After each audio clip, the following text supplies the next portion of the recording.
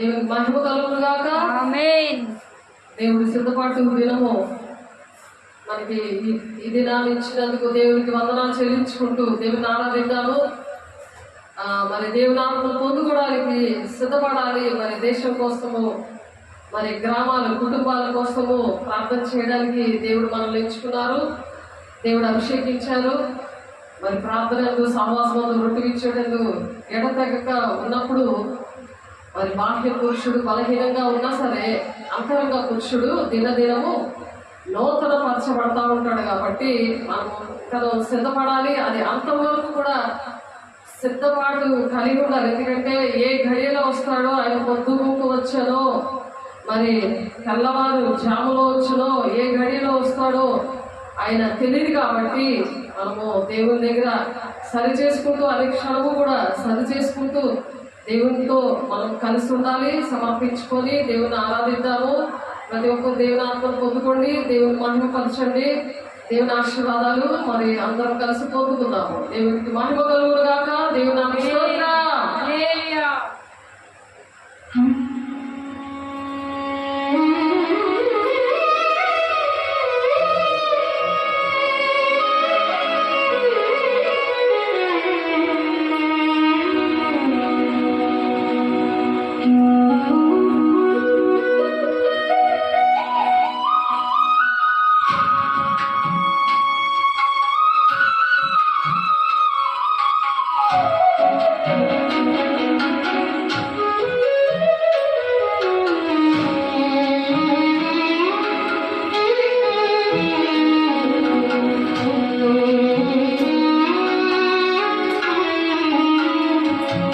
ఈ ఉన్నది నాలో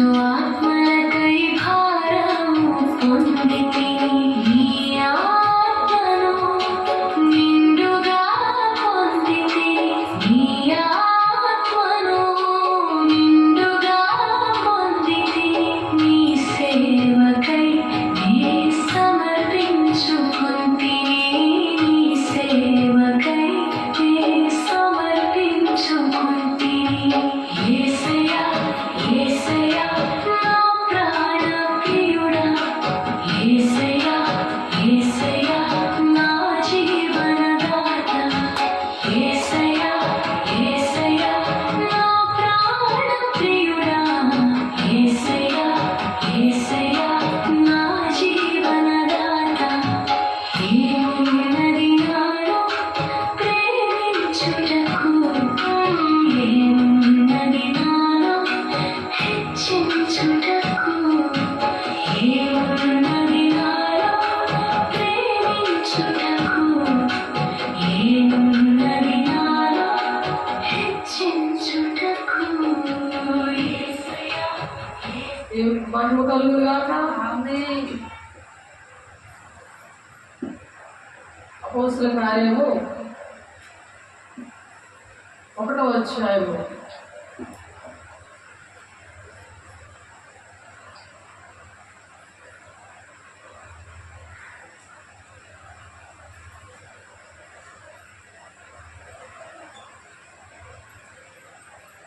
మనలో ఒకడిగా ఎంచబడిన వాడే ఈ పరిచర్యలో పాలు పొందేను అని దేవుడు పరిచర్యకి ప్రతి ఒక్కరిని కూడా ఆయన శరీరంలో అవయవాలుగా దేవుడు ప్రతి ఒక్కరిని ఎంచుకుంటాడు. కానీ ఆయనకి మనము ద్రోహం చేయకూడదు.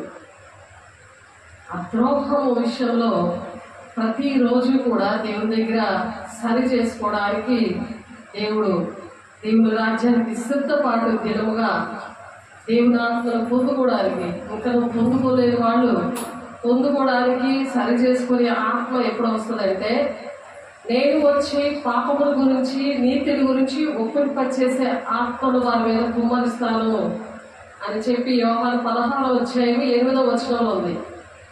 దేవుని ఆత్మను కుమ్మరించినప్పుడే సరి చేసుకునే ఆత్మ వస్తుంది. అందుకనే బాహ్య పురుషుడు బలహీనంగా ఉంటాడు. మనం ఈ లోకంలో ఇంట్లోని బయట ఉద్యోగంలో అన్ని విషయాల్లో కూడా నలిగిపోతూ ఉంటాం. కానీ నేను బలహీనంగా ఉన్నానని పరిశుద్ధాత్మ దేవుడిని పక్కన పెట్టకూడదు. దేవునికి ద్రోహం చేయకూడదు. దేవుని సేవకులతోనే ఉంటారు, దేవునితోనే ఉంటామని అనుకుంటారు, కానీ ద్రోహం చేస్తున్నారు అనే విషయం ఎప్పుడు తెలుస్తుందంటే పరిశుద్ధాత్మను పొందుకున్నప్పుడే తెలుస్తుంది.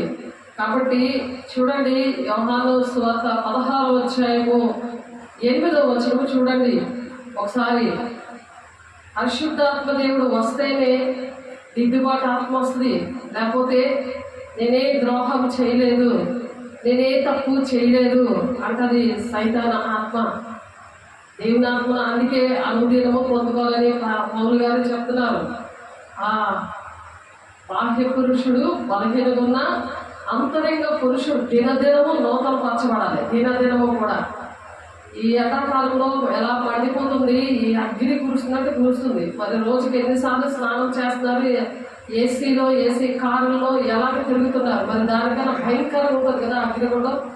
ఎంత ప్రయాసపడినా అంతవరకు కూడా రక్షణని కాపాడుకోవాలి. ఆ రక్షణ భయముతోనూ వణుకుతోనూ రక్షణ కాపాడుకోమని ఫిలిప్పీ పత్రికలో ఉంది. కాబట్టి పౌలు గారు మరి అటువంటి ప్రయాసపడతారు, అటువంటి పోరాడారు. అటువంటి పోరాటము మనము అంతవరకు కూడా పోరాటం అనేది ఇరుకు మార్గంలో ప్రవేశించడానికి పోరాడండి అంటున్నారు. కొద్దిమంది భయపడద్దు అని అందుకే దేవుడు చెప్తున్నారు. కాబట్టి బుద్ధి లేని కన్నికలాగా ఉండకుండా బుద్ధి గల కన్నికలాగా ఆ అభిషేకం అనేది ఆయిల్ వాళ్ళ డ్యూటీల్లో ఆయిల్ వెలుగుతున్నప్పుడు వాళ్ళు లోకానికి వెలుగుగా ఉంటారు. వాళ్ళు ఇంకొకరి విషయంలో మరి ప్రతి ఒక్కరికి కూడా వెలిగించేవారుగా ఉంటారు. ఆ వెలిగించే దేవుడే పరిశుద్ధాత్మ పొందుకున్నప్పుడు వెలుగు కలుగు గాక అనే ఆది కాండంలో మరి దేవుడు ఫస్ట్ చెప్పారు కదా. ఆ వెలుగు అనేది వాళ్ళలో ఉంటుంది, ఆయన ఉంటాడు అనమాట. లేకపోతే నువ్వు బట్టలు మనం వేసుకుంటే ఏ విధంగా మాసిపోతాయో అలాగే పరిశుద్ధత కూడా అలాగే అయిపోతుంటుంది. అందుకే ప్రార్థన, సహవాసము, రొట్టెవిచ్చుటందు ఎడతెగక ఉండమని అందుకే చెప్తున్నారు. అది ఏంటంటే చాలా మందికి అర్థమవుక నన్ను జ్ఞాపకం చేసుకుంటే దీన్ని చేయుడి అని చెప్తున్నారు. మొదటి కొరింథీ 11వ అధ్యాయంలో 24, 25 వచనాల్లో. కాబట్టి ఆయన్ని జ్ఞాపకం చేసుకోవాలి. ప్రతి నిమిషం కూడా ఆయన జ్ఞాపకం చేసుకోవాలి. శరీర సంబంధంగా నువ్వన్నీ జ్ఞాపకాలు చేసుకున్నావు అనుకో, భూ సంబంధమైన వెతికితే విడబడే గుంపులో ఉండిపోతారు. కాబట్టి మనం విడబడే గుంపులో శరీర సంబంధంగా ఉంటే ఉండిపోతామని, శరీర సంబంధంగా మనసు అనేదే ఉండకుండా ఉండాలనే పరిశుద్ధాత్మని మనము వచ్చినప్పుడు మరి శక్తివంతులు అవుతారు. ఈ ఉదయ సమయ దేశంలో అంతటా కూడా వారు సాక్షులై ఉంటారన్నది వాక్యం. కాబట్టి మనము సాక్షులుగా ఉండాలి. ప్రతి దినము కూడా ఒక సాక్ష్యం అనేది మనిషికి రావాలి. కాబట్టి పాట కూడా ఉంటుంది. పౌలు గారు అంటాడు, నేను దినదినము చనిపోవచ్చున్నాను, యేసుక్రీస్తులో నేను బ్రతుకుతున్నాను అనే పాట కూడా ఉంటుంది. దినదినము చనిపోవచ్చున్నాను, యేసుక్రీస్తులో బ్రతుకుచున్నాను, యేసు గొర్రె పిల్లను నేను, వదకు తేబడిన గొర్రె పిల్లను. ఆ గొర్రె పిల్ల ఏం చేస్తుందంటే ఓన్లీ వాక్యమే తింటది. మేక పిల్ల ఏం చేస్తుంది? ప్రతి చెత్త చెదారం అంతా తింటది. అది అహంకారంతో నడుస్తుంది. కొమ్ములు వేసుకొని పరిశుద్ధాత్మ పొందుకున్న వాళ్ళు చాలా తీరంగా ఉండాలి. నేను కళ్ళారా చూశాను. నా పరిచయంలో పరిశుద్ధాత్మ పొందుకొని అన్ని వచ్చిన అహంకారంతో శరీరానుసారులుగా మారిపోయారు. కాబట్టి అలా శరీరానుసారమైన మనసు మరణానికి దారి తీస్తుంది. కాబట్టి మరణం అంటే నరకం అనమాట. ముందు అనారోగ్యాలు వస్తాయి మనకు. అలాంటివి వచ్చినప్పుడు దేవుని దగ్గర సరి చేసుకోవడానికే, మనకు దేవుని రాజ్యానికి వెళ్ళడానికి ఇవన్నీ కూడా ప్రయాసం మనము పడాలి. కాబట్టి యోహాను సువార్త 16వ అధ్యాయము 8వ వచనం. ఆయన వచ్చి పాపమును గూర్చి, నీతిని గూర్చి, తీర్పును గూర్చి లోకమును ఒప్పింప చేయును. ఒప్పుకొన చేస్తాడు. ఒప్పుకుంటాం అప్పుడు. లేకపోతే అహంకారం గుర్ర పిల్లలాగా దినదినము చనిపోవడం ఆ పరిస్థితులు ఉండవు. అంటే ప్రాణాలు తెగించి వెళ్ళేది దేవుని రాజ్యం.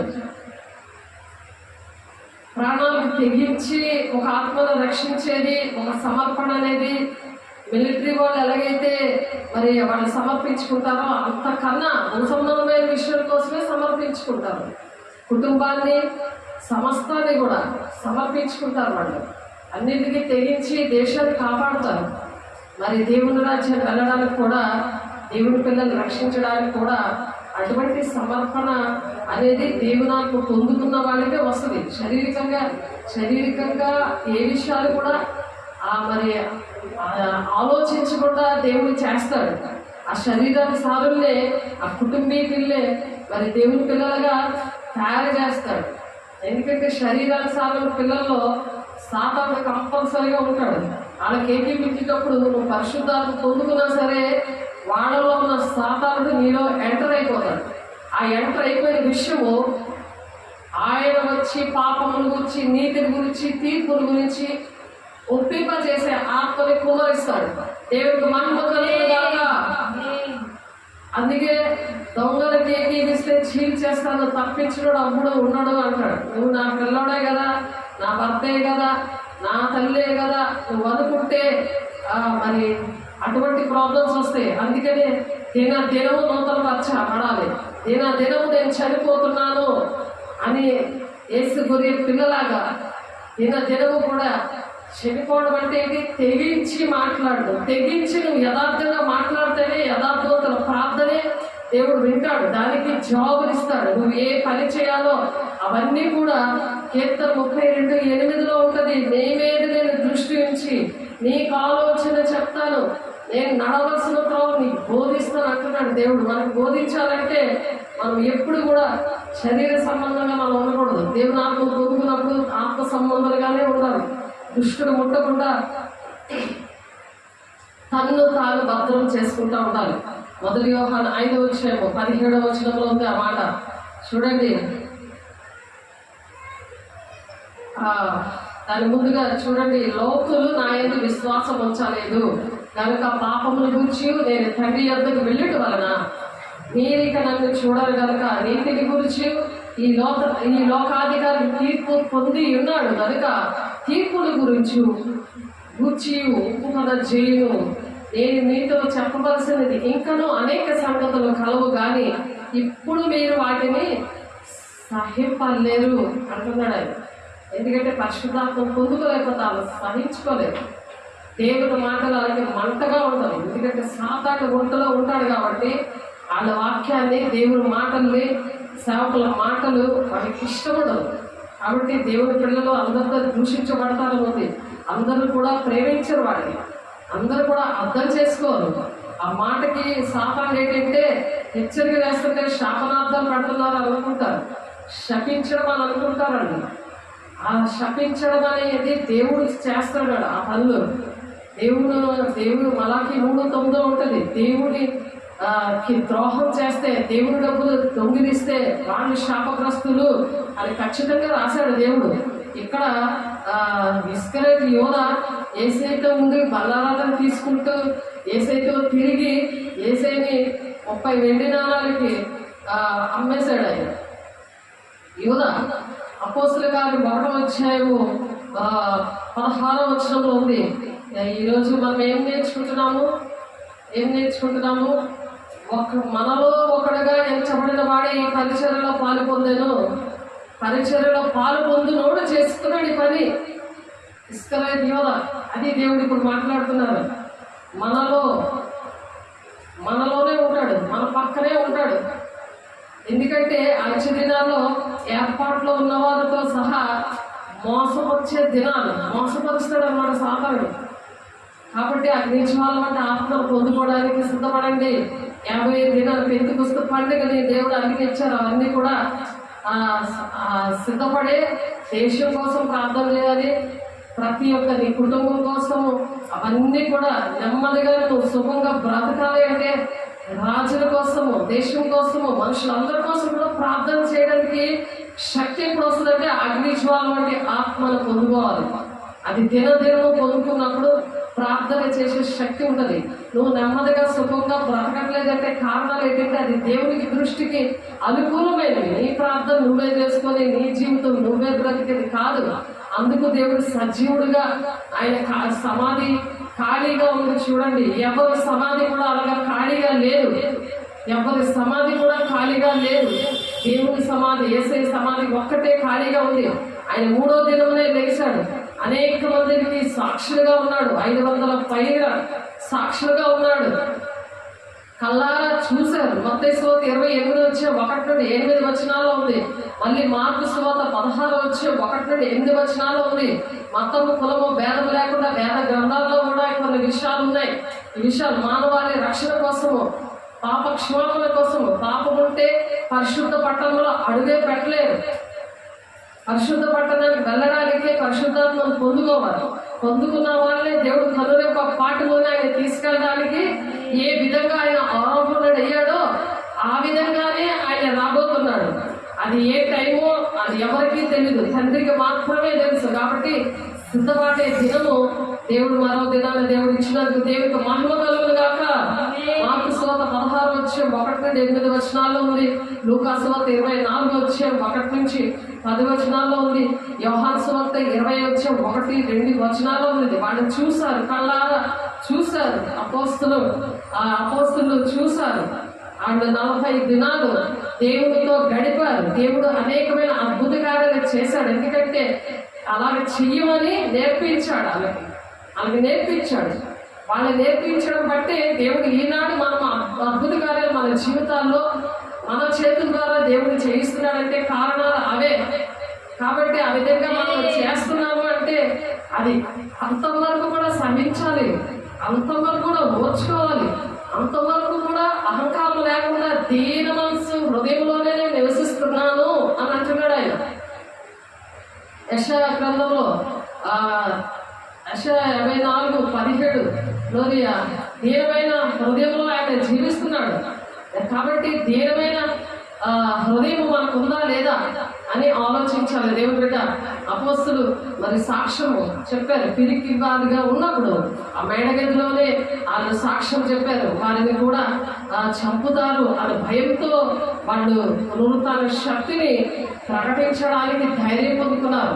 దేవుడు అలా సమర్పించుకోవడం అంటే అన్ని తీసేసి బయట డ్రెస్ వేసుకోవడం అని కాదు దాని అర్థం. బయట అంటే ఇష్టం కాబట్టి, పరిశుద్ధత అనేది ఇష్టం కాబట్టి మనం వేసుకుంటాం.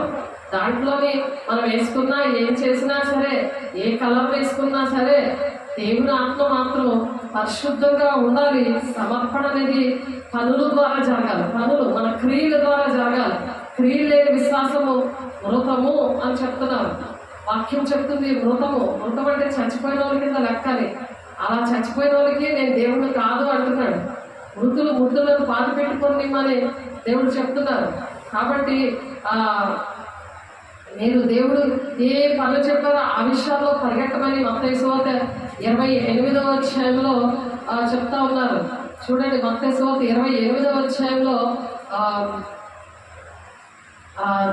సర్వలోకానికి వెళ్ళి సర్వ సృష్టికి సువార్త ప్రకటించండి, మీకు ప్రతి విషయంలో కూడా నేను అధికారం ఇచ్చాను అంటున్నాడు 18వ వచనంలో. అయితే యేసు వారి యొద్దకు వచ్చి పరలోకమందును భూమి మీదను సర్వాధికారములు ఇవ్వబడి ఉన్నది, కాబట్టి మీరు వెళ్ళి సమస్త జనులను శిష్యులుగా చేయండి అంటున్నారు. యేసయ్య శిష్యులుగా చేశారు కదా, మనకు కూడా శిష్యులు ఉండాలి. శిష్యులుగా మనం కూడా చేసే పనిలోనే గురి ఎద్దకే పరిగెడతా ఉండాలి. అదే పనిలో మనం ఉన్నప్పుడు అదే నీతిని రాజ్యాన్ని వెతకండి అంటే దాని అర్థం అదే. అప్పుడు మీ పరలోకం తెలుసు మీకు ఏది కావాలో. అది వినట్లేదా వాళ్ళు వదిలేసి నువ్వు తండ్రి చిత్తాన్ని నెరవేర్చడానికి గురి ఎద్దకే పరిగెట్టాలంటే దేవుని ఆజ్ఞించాలి. బట్టి ఆత్మను పొందుకోవాలి దేవుని బిడ్డ. లేకపోతే యోధ ద్రోహం వల్ల సంపాదించిన రోకలిచ్చి ఒక పొలం కొన్నాడట. అతను తల క్రిందలుగా పడి నడిమికి బద్దలైనందున అతని పేగులన్నీ కూడా బయటకు వచ్చేసాయి. అటువంటి పరిస్థితి, అటువంటి పశ్చాత్తాపం పడ్డాడు ఆ యోధ ఇస్రాయేలు. కాబట్టి ఈ సంగతి యెరూషలేము కాపురం ఉన్న వారందరికీ తెలియవచ్చును కనుక వారి భాషలో ఆ పొలముకు అకెల్దిమా అనబడి ఉన్నది, దానికి రక్తభూమి అని అర్థము. ఇందుకు ప్రమాణముగా అతని ఇల్లు పాడే పోవునుగాక, దానిలో ఎవడను కాపురం ఉండక పోవునుగాక, అతని ఉద్యోగం వేరొకడు తీసుకొనుగాక అనే కీర్తన గ్రంథంలో వ్రాయబడి ఉంది. ఎవరైతే ద్రోహం చేస్తారో వారి పరిస్థితులు, దేవునికి ద్రోహం నువ్వు చేస్తే పరిస్థితులు ఎలా ఉంటాయి దేవుని బిడ్డ. దైవోపదేశం వల్ల గద్దించండి, బుద్ధి చెప్పండి, శిక్ష కూడా వేయమని ఉంది. నువ్వు హెచ్చరిక చేయకపోతే ఆ ప్రాణానికి నువ్వే ఉత్తరవాదం అని ఉంది. కాబట్టి యథార్థంగా మనం కఠినమైన తీర్పు రాకుండా, బోధకులకి యాకోబు 3:1 ప్రకారము కఠినమైన తీర్పు రాకుండా వారు వినకపోయినా నువ్వు చెప్పమని యేసుకేలు 2వ అధ్యాయంలోని 3వ అధ్యాయంలోనే ఉంది. కాబట్టి దేవుడు చెప్పమన్నారు. అంతేగాని నువ్వు మనుషుల మీద ఆధారపడి మనుషులు నీతో రాదు. నువ్వు దేవుడి రాజ్యాన్ని రాకుండా దొంగలకు ఏకీపించకూడదు. అక్కడ ఎవరో ఏకీపించలేదు ఇస్రాయేలు యోధాకి. దేవుడు చెప్పారు, నా చేతిలో యెషూషువ రక్తం నా చేతిలో. ఇప్పుడు ఎవరైతే పెట్టుకున్నారో, ఎవరైతే ముంచుతున్నారో వాడే అని అంటే దురుపుకొని వెళ్ళిపోతాడు. అలా ఉన్నారు జనాలు. నచ్చట్లే దేవుడు మాటలంటే. వాళ్ళంటే ఇష్టపడిపోతున్నది సాతాను. పరిశుద్ధం పొందుకున్న వెంటనే వాక్యానికి నువ్వు లోపడకపోతే వెంటనే నీ లోపలికి అదే హృదయంలోనికి ఆ పురుగులనే విత్తనం నీలో విత్తేస్తాడు. మంచి నేల మీద పడిన విత్తనాలు ఉంటారు. వాళ్ళు వాక్యాన్ని గ్రహించారో ఉంది. మత్తయి సువార్త 25వ అధ్యాయంలో, మార్కు సువార్తలో రాశారు, విత్తడానికి బయలుదేరాడు అని చెప్పి ఒక త్రోవ ప్రక్కన పడ్డాయి. మరి ఎవరైతే విత్తారో వెంటనే ఆ దుష్టు నుంచి వెంటనే ఎత్తిపోయడం ఉంటుంది. వారికి వేరు లేనందున అది కొంచెం కాలమే ఆ వాక్యం అంటే ఇష్టపడతారు. రెండోసారి ఆ దుష్టుడు దూరిపోయాక వాళ్ళకి ఇష్టపడదు. అందుకే వాళ్ళు ఫలించలేదు ఉంటుంది. మరి ముళ్ళ పొదల్లో పడిపోయి అవి ఏంటంటే అవి ఐక్య విచారాలు, ధనమోసము, ధనం విషయంలో నాకు అప్పులు ఉన్నాయి, నాకు ఈ బాధలు ఉన్నాయి, ఇవన్నీ కూడా దుష్టుడు ఏం చేస్తాడంటే ఆ విత్తనాన్ని మొలకెత్తినే సరే దాన్ని అణిచేసేలాగా చేస్తాయి. కాబట్టి వాళ్ళకి ఆ వాక్యం అర్థం అవ్వదు. వాళ్ళు విన్నా సరే వాళ్ళకి అర్థమవ్వదు. వాళ్ళకి గ్రహించాలని క్లియర్గా రాసింది అక్కడ, చదువుకోండి. కాబట్టి యోహాను బాప్తిస్మం ఇచ్చేందుకు మొదలుగానే ప్రభువైన యేసు మన ఇద్దరిని పరమునకు చేర్చుకొనబడిన దినము వరకు కూడా ఆయన మన మధ్య సంచరించుచుండిన కాలం అంతా కూడా మనతో కలిసిన వీరిలో ఒకడు మనతో కూడా ఆయన పునరుత్థానం గురించి సాక్షి ఉండుట అవశ్యమని చెప్పారు. అక్కడ శిష్యులందరూ కూడా యేసయ్య చనిపోయాడు, లేచాడు, ఆయన అందరికీ కూడా కనిపించి అందరికి కూడా ఈ విషయాలన్నీ కూడా నేర్పించాడు. మరి మనము పాపంలో మనము చనిపోయాము, మన ద్రోహం చేసి మన ద్రోహం నుండి విడిపించాడు దేవుడు. ఆ ద్రోహం నుండి, శాపం నుండి దేవుడు మనల్ని విడిపించాడు. ఎందుకు అంటే ఆయన రూపంలో చేసినందుక నన్ను అంతగా ప్రేమించావు అని మనం కాపాడుకున్నాం. ఆయన రూపంలో ఉన్నప్పుడు ఆయన గుణాలు కూడా ఉండాలి. ఆయన ఎంతగా ప్రేమించి ప్రజల కోసం ప్రాణం పెట్టాడు, అలాగా మనం కూడా ప్రాణం పెట్టినందుగా మనం ప్రేమించడానికి, వాళ్ళలో ఉన్న చీకట్లు వెళ్ళగొట్టడానికి, వాళ్ళని స్వస్థపరచడానికి, వాళ్ళకి వాక్యం చెప్పడానికి, దేవుడు సహాయం చేయడానికే అగ్నిజ్వాల వంటి ఆత్మను మనం పొందుకోవాలి. ఆ ఆత్మ ఉన్నప్పుడే ఆయన గుణాలు వస్తాయి. యోహాను 6:53-58 వచనాల్లో ఆయన వేసే శారీరక రక్తం తీసుకున్నప్పుడు ఆయనలో మనలో ఆయన ఉంటాడు కాబట్టి మనం చేయగలం. లేకపోతే దుష్టుడు ఉంటే ఆ ప్రేమ ఉండదు, మరి ఆ క్షమాపణ ఉండదు, మరి వాళ్ళ కోసం ఆలోచించదు, ఆత్మలో భారం ఉండదు. ఎంతసేపు ఏమి తిందుమా, ఏమి త్రాగుదమా, ఏమి భుజిద్దుమా, నా కొడుకు, నా భర్త, నా తల్లి, నా తండ్రి అనుకోనే కూర్చొని ఉంటారు. శరీరానుసార్లు దేవుని సంతోష పెట్టలేరు. దేవుడు మరి ధర్మశాస్త్రులు లోబడ నేరలు అని వాక్యం 28వ అధ్యాయంలో 5, 6, 7 వచనాలు. కాబట్టి ఆత్మానుసారులు దేవుని సంతోషపెడతారు. దేవుని సంతోషపెట్టే వారిగా దినాల్లో ఉందాం. దేవునికి మహిమ కలుగును గాక. దేవుని మహిమ తేవడానికి దేవుడు మనల్ని దేవుని అభిషేకంతో నింపాడు. ఆయన మన కోసం ప్రాణం పెట్టాడు. ప్రాణప్రియుడిగా నువ్వు ఎవరు ప్రేమిస్తున్నావు? ప్రాణప్రియుడిగా దేవుడు ప్రేమిస్తే దేవుడు నీలోకి వస్తాడు, దేవుని ఆత్మతో నింపుతాడు. ఆత్మల భారం కలిగి దేవా నేను చేస్తాను, నీ మాట వింటాను, నీకు లోపడతాను, నీ ఆజ్ఞలు గైకొంటాను, ఇదిగో నాకు హోంవర్క్ ఇచ్చావు, నేను వెళ్ళి కాబట్టి మీరు వెళ్ళి సమస్త జనులను మీరు శిష్యులుగా చేయండి అంటున్నాడు. అభిషేకం ఇచ్చడానికి అభిషేకం ఉంటేనే రాదు. నీకు ఒక సమర్పణ ఉంటే, ఆత్మల భారం ఉంటే దేవుడు ఇస్తాడు. నేను ఎంత ద్రోహం చేశానని నువ్వు తప్పు ఒప్పుకుంటే దేవుడికి శాపగ్రస్తుడిగా నేను ఉన్నాను, దేవుని ఆజ్ఞలు పాటించకుండా అని ఒప్పుకుంటే, అది సరి చేసుకుంటే దినదినము కూడా నూతన పరచబడ్డానికి దేవుని అభిషేకం అని నువ్వు ఇష్టపడతావు. దేవుని బిడ్డ ఆయన అడిగినప్పుడు ప్రతి ఒక్కరికి కూడా ఆయన ఖచ్చితంగా ఇస్తాను అంటున్న అడుగువారికి ఆ పరిశుద్ధాత్మను దేవుడు ఖచ్చితంగా ఇస్తానని వాక్యం చెప్తుంది. కాబట్టి నేను మీకు ఏ సంగతులను ఆజ్ఞాపించుతుందో వాటిని అన్నింటినీ కైకొనాలని వారికి బోధించండి. అన్ని ఏటేటి చెప్పాడో ఏవేవి ఆజ్ఞలు ఇచ్చాడో, ఏవి ఆజ్ఞాపించాడో అవన్నీ కూడా మనకు తెలిస్తే కదా ఇంకోళ్ళు బోధిస్తావు. నీ ఇంట్లో బోధిస్తావు, నువ్వు ఎక్కడికి వెళ్తే అక్కడ నువ్వు బోధిస్తావు. నీ దేహమే దేవుని ఆలయంగా ఉంటుంది. నువ్వు ఎక్కడ నిలబడితే అక్కడే నువ్వు బోధించగలవు. అది దేవుని ఆత్మ లక్షణాలు. నువ్వు బోధించట్లేదా? నేను దేవుడు లేడు లెక్క. దేవుడు వెళ్ళిపోయాడు, ఆయన దుఃఖపడి వెళ్ళిపోయాడని అర్థము. కాబట్టి ఇదిగో అనే యుగ సమాప్తిలో వస్తున్నాడు ఆయన.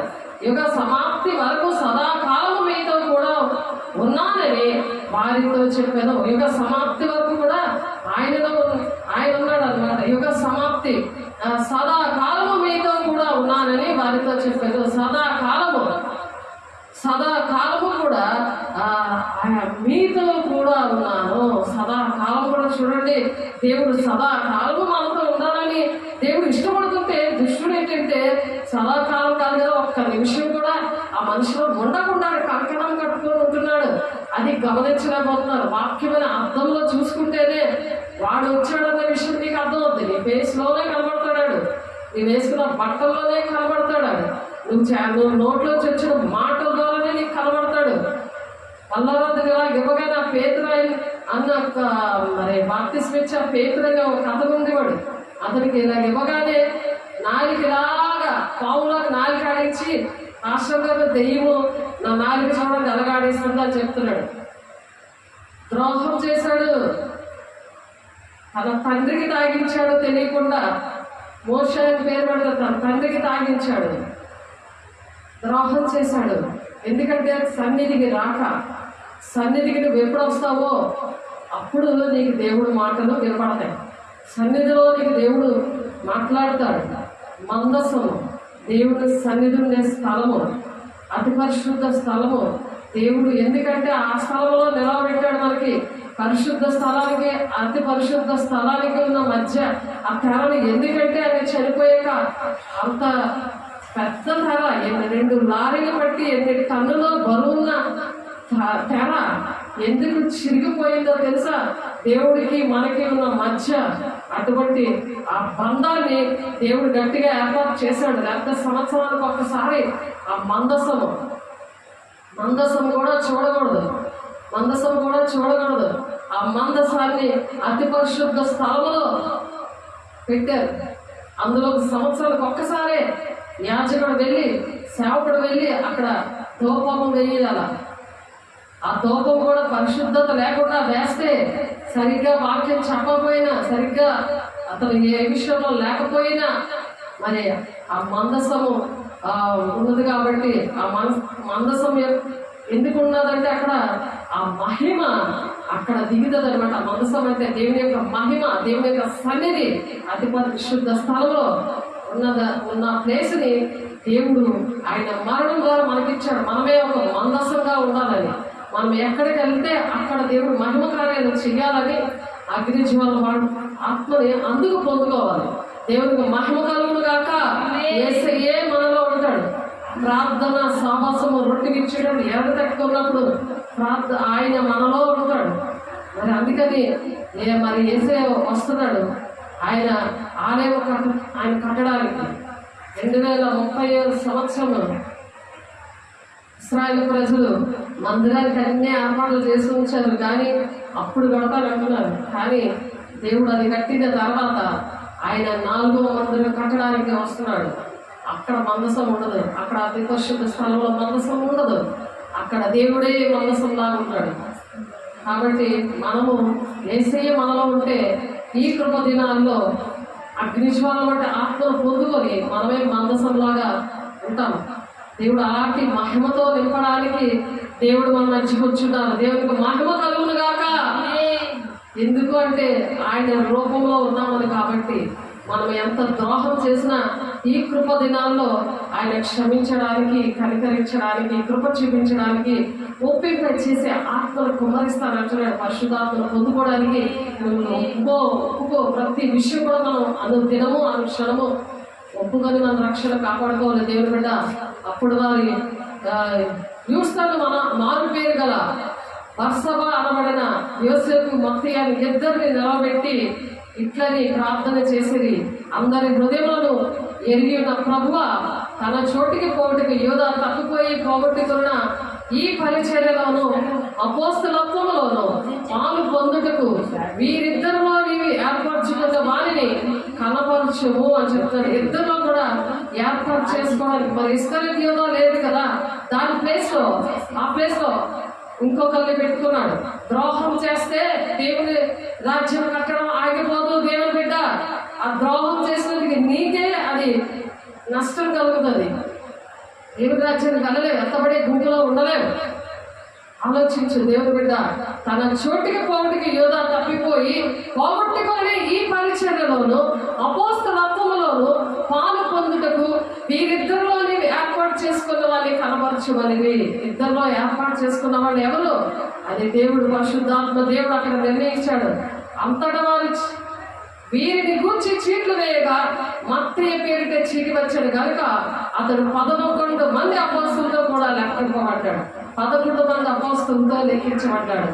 11 మంది అపోస్తులతో మత్తయ్యని యూదా ప్లేస్ లో మత్తయ్యని ఏర్పాటు చేశాడు దేవుని బిడ్డ. ఆ మత్తయి సువార్త మనం చదువుతున్నాం 28వ అధ్యాయంలో సర్వలోకానికి సర్వ సృష్టికి సువార్త చేయడానికి నువ్వు చేయకపోతే నువ్వు సువార్త చెయ్యను అని చెప్పి నువ్వు బద్దకించి సాతాన్ని కౌగిలించుకొని పడుకొని నేను దేవుని నమ్ముకున్నాను, దేవునికి ఇష్టంగా ఉన్నాను అని నువ్వు దేవుని ఆత్మ లేకుండా ఆ దేవుని దగ్గర నువ్వు సిద్ధపడకుండా కృపాసింహాసనం దగ్గర నువ్వు తీర్పు పొందకపోదు అని ముందు వాక్యం ఒకసారి చూడండి, చదువుతున్నాను ఒకసారి చూడండి.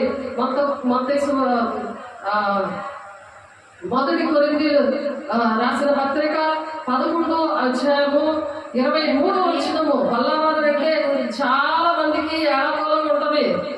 సాతాను నుండి కూడా ఇస్కరియోతు యోధాలా తీసుకుంటున్నారేమో జాగ్రత్త. ఆ ప్లేస్ లో ఇంకొకరు వేసుకుంటాడు. నువ్వు ఏది కొనుక్కుంటున్నావో ఆ డబ్బులతో అది ఎంత శాపమో, అది రక్త భూమిలా ఉంటది. అది రక్త భూమి. ఆ భూమి మీద నువ్వు ఇల్లు కట్టుకుంటున్నావు, కారు కొనుక్కుంటున్నావు, ఏది చేస్తున్నావు జాగ్రత్త. 1 కొరింథీ 11:23 నుండి చదువుతున్నాను చూడండి. యేసు శరీరం రక్తం తీసుకొని నువ్వేం చేయాలంటే ఆయన మరణాన్ని ప్రచురం చేయాలి. ఆయన మరణాన్ని ప్రచురం చేయాలి. నేను మీకు అప్పగించిన దాన్ని ప్రభు వల్ల పొందుతుంది. ప్రభు అయిన యేసు తాను అప్పగింపబడిన రాత్రి ఒక రొట్టెని ఎత్తుకొని కృతజ్ఞతాస్తుతులు చెల్లిస్తున్నాడు. ఎందుకంటే ఆయన మనల్ని ప్రేమించాడు.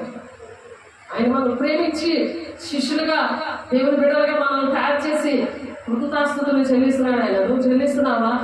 యేసయ్య నాలో ఉన్నాడు, నేను యేసయ్యకి ఇష్టంగా నడవాలి, ఆయన చెప్పిన బట్టే వినాలి, నా ఇష్టం వచ్చిన నడవకూడదని నువ్వు కృతజ్ఞతాస్తుతులు చెల్లించి తీర్మానం చేసుకుంటున్నావా? దేవుని బిడ్డ సమర్పించుకుంటున్నావా? ఆత్మల భారం కలిగి ఉన్నావా?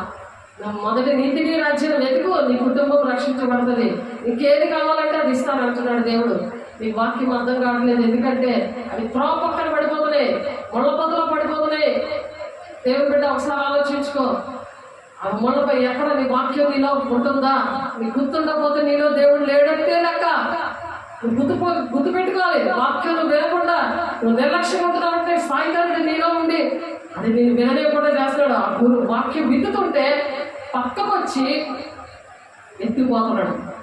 క్షణంలో, కనురెప్ప పాటలో, ఫ్రాక్షన్ ఆఫ్ సెకండ్స్ లో నీ హృదయంలో విత్తనం దేవుడు విత్తుతుంటే, వాక్యం అనే విత్తనం దేవుడిని నీ ఒంట్లో పంపిస్తుంటే అక్కడ పక్కనే ఉండి ఆడెత్తిపోతున్నాడు ఆ విత్తనాన్ని. అక్కడే గురుగులు విత్తేస్తున్నాడు. ఆ గురుగులు గోధుమలు ఒకలాగే ఉంటాయి, రెండు ఒకలాగే ఉంటాయి. అందుకే బ్రహ్మపక్షాత్మ ఉంటుంది. దేవుడు అప్పుడు పొందుతున్నాను కదా, దేవుని రాజ్యానికి వచ్చేస్తానేమో అనుకుంటారు, కానీ అంతవరకు సహించమంటాడు ఆయన. వాళ్ళే రక్షించబడతానంటున్నాడు Matthew 24:13. కాబట్టి దేవుని బిడ్డ నువ్వు ఎలా ఉన్నావో ఒకసారి చెక్ చేసుకోవడానికి సిద్ధపడ దినము. దేవుని రాజ్యం వెళ్ళడానికి నువ్వు ఏం చేస్తున్నావు? ఇప్పుడు వరకు బాప్తిజం తీసుకున్నాక ఎంతమంది నువ్వు రక్షించావు, ఎంతమంది నువ్వు శిష్యులుగా చేసావని దేవుడు అడుగుతాడు. మధ్యవర్తిగా నేను అడుగుతున్నాను ఇప్పుడు, కానీ దేవుడికి మీకు మధ్యవర్తిగా నేను అడుగుతున్నాను. కానీ దేవుడు ధవళ సింహాసనం దగ్గర దేవుడు కూర్చుంటాడు, అక్కడ అడుగుతాడు. ప్రతి ఒక్కరిని కూడా అడుగుతాడు. చనిపోయిన వాళ్ళ సముద్రంలో ఉన్న వాళ్ళు కూడా వాళ్ళు తీసుకొని వచ్చి, వాళ్ళ ఆత్మలు తీసుకొచ్చి నిలబడతాయి. ఆయన శరీరం ఇస్తాడు, మహిమ శరీరం ఇచ్చి అక్కడ నిలబెడతాడు. ప్రతి విషయాలు కూడా అడుగుతాడు దేవుడు బిడ్డ. ఒకసారి చూడండి, ఆ విషయం మరి చెప్పుకున్నాము, చాలాసార్లు చెప్పుకున్నాము, కానీ మరొకసారి చెప్తున్నాను చూడండి. చచ్చిపోయిన వాళ్ళు కూడా అడిగి అన్ని చూపించి అప్పుడు దేవుడు నరకానికి వెళ్ళవలసిన వాళ్ళు వెళ్తారు. దేవుని రాజ్యానికి రావాలంటే మరి భయపెట్టడం అనుకుంటారు, కానీ చదువుకున్న చూడండి. విద్య లేని పామరులను ఎందుకు తీసుకున్నాడు తెలుసా? వాళ్ళ విశ్వాసంతో బ్రతుకుతారని ఎంచుకుంటాడు. ఈ ద్రోహం చేయకూడదు దేవుడికి. ఇస్రాయేలు యోధాలాగా దేవుడు పిలవబడిన వారని మనం చెప్పుకుంటున్నాము. కాబట్టి ఇక్కడ చూడండి, ప్రకటన 20 అధ్యాయము కన్నా ముందుగా మనము 1 కొరింథీ 11 అధ్యాయంలో చెప్తున్నారు, దానిని విరిచి ఇది మీ కొరకైనా నా శరీరము నన్ను జ్ఞాపకము చేసుకుంటే దీన్ని చేయండి. నన్ను జ్ఞాపకం చేసుకోవడం అంటే ఏంటి? దాని అర్థం చెప్పండి, నోరులిపి. నన్ను జ్ఞాపకం చేసుకోవడం అంటే దాని అర్థం ఏంటి? దేవుడిని జ్ఞాపకం చేసుకోవడానికి నువ్వు దేవుడిని జ్ఞాపకం చేసుకోవడానికి నువ్వు తీసుకోవాలి. ఎన్ని రోజులు నువ్వు జ్ఞాపకం చేసుకుంటావు? ఎన్నిసార్లు నువ్వు జ్ఞాపకం చేసుకుంటే నీకు మంచిది? ఆలోచించండి. నన్ను జ్ఞాపకం చేసుకుంటే దీన్ని చేయడి. ఇది నా శరీరము. చాలా మందికి ఇష్టం ఉండదు, శరీర సంబంధాలకు ఇష్టం ఉండదు. నన్ను జ్ఞాపకం చేసుకోవడానికి తీసుకోండి అని అంటే ఇష్టం ఉండదు. ఇంటింటా రొట్టె విరవండి అని ఉంది వాక్యం, కానీ ఇంట్లో రొట్టె విరవడం ఇష్టం ఉండదు. ఎందుకంటే ఇంట్లో కొన్ని నాటకాలు చేయాలి, బయటికి ఇక్కడ వాక్యం వినడం అంతే, వినడానికే, కానీ వాక్య ప్రకారం నడవడానికి ఇష్టం లేదు. క్రియలు లేని విశ్వాసం మృతమంటాడు కదా. మరి దేవుని అభిషేకం ఎలాగొస్తుంది? దేవుడు ఎలా వాడుకుంటాడు మనిషిని? దేవుడు ఎలా ఊళ్ళోకి వస్తాడు? దేవుడు మనసు నీకు ఎలాగొస్తుంది? దేవుడి మాటలు ప్రకటిస్తే ఆయన సహకారి ఉండి అద్భుత కార్యాలు చేస్తాడంటున్నాడు. ఆయన సహకారి నీ దగ్గరికి ఎలాగొస్తాడు? సాతాను పక్కన వచ్చి నీకు వాక్యం ఎత్తుకుపోతున్నాడు, అది నువ్వు మర్చిపోతున్నావు. వాక్యం ఎందుకు గుర్తుండట్లేదు? కాదనే వాక్యం వినకుండా నీ దగ్గర నీ సెల్ ఫోన్ ఇయర్ ఫోన్లు అన్నీ ఉన్నా సరే వాక్యం ఎందుకు వినట్లేదు? ఆలోచించండి, ఎవరు మీరు నడిపిస్తున్నారు, అప్పుడు నీకు అర్థమైపోతుంది. మీరే ఆలోచించుకోండి, ఎవరు నాలో ఉన్నారని చెక్ చేసుకోవాలి మనం. ఎంచిదాన్ని, ఎందుకంటే ఎప్పుడు వస్తాడో తెలియదు. కాబట్టి ద్రోహం దేవుడికి చేస్తున్నారు అనే విషయం ఇస్తున్నారు. యోధ ప్లేస్ లో మొత్తం ఎంచుకున్నాడు. అలాగే నీ ప్లేస్ లో నేనే గొప్ప అనుకుంటున్నాను, నీ ప్లేస్ లో దేవుడిని ఇంకొకరు కూర్చోబెడతాడు. అక్కడ ఆ జాబ్ ఇంకొకరికి ఇచ్చేస్తాడు. అప్పుడు ఎవరు నష్టపోతారు? దేవుని బలిపీఠం దగ్గర సేవ చేసే భాగ్యం ఎవరికి ఉంటుంది? దేవుని సన్నిధిలో భాగ్యము అది ఎవరికి ఉంటుంది? ఆ దేవుడు మందిరము, 4వ మందిరము కడుతున్నాడు యేసయ్య. అది చెప్పుకుందాం, మనం ఆదివారం చెప్పుకుందాము. ఆ మందిరము కట్టడానికి దేవుడు ఇష్టపడుతున్నాడు. ఎహెజ్కేలు గ్రంథంలో ఉంటుంది, 40వ అధ్యాయం నుండి 48వ వచనం వరకు ఉంటుంది. ఆ విషయాలన్నీ కూడా దేవుడు ఆ మందిరం కడుతున్నప్పుడు అక్కడ రాజులైన యాజక వంశం అని ఉంది, పరిశుద్ధులైన జనాంగం అని ఉంది. అక్కడ 2 పేతురు 3వ అధ్యాయం 9వ వచనంలో, ప్రకటన 1:6లో, 1వ అధ్యాయం 6వ వచనంలో, ప్రకటన 5వ అధ్యాయం 9వ వచనంలో రక్తం ఇచ్చి కొన్నాడు. నానా భాషలో ఉన్న వాళ్ళని, నానా ప్రజల్ని దేవుడు ఎంచుకున్నాడు. అలాగా ఎంచుకుంటే నువ్వు ద్రోహం చేస్తావా? ఎస్కరేట్ యోధలాగా నీ ప్లేస్ లో ఇదిగో మత్తయ్య పెట్టాడు కదా, అలా పెడతాడు. జాగ్రత్త, దేవుడు మాట విను. హెచ్చరిక చేయకపోతే నువ్వు నేను ఉత్తరవాదం అయిపోతావు.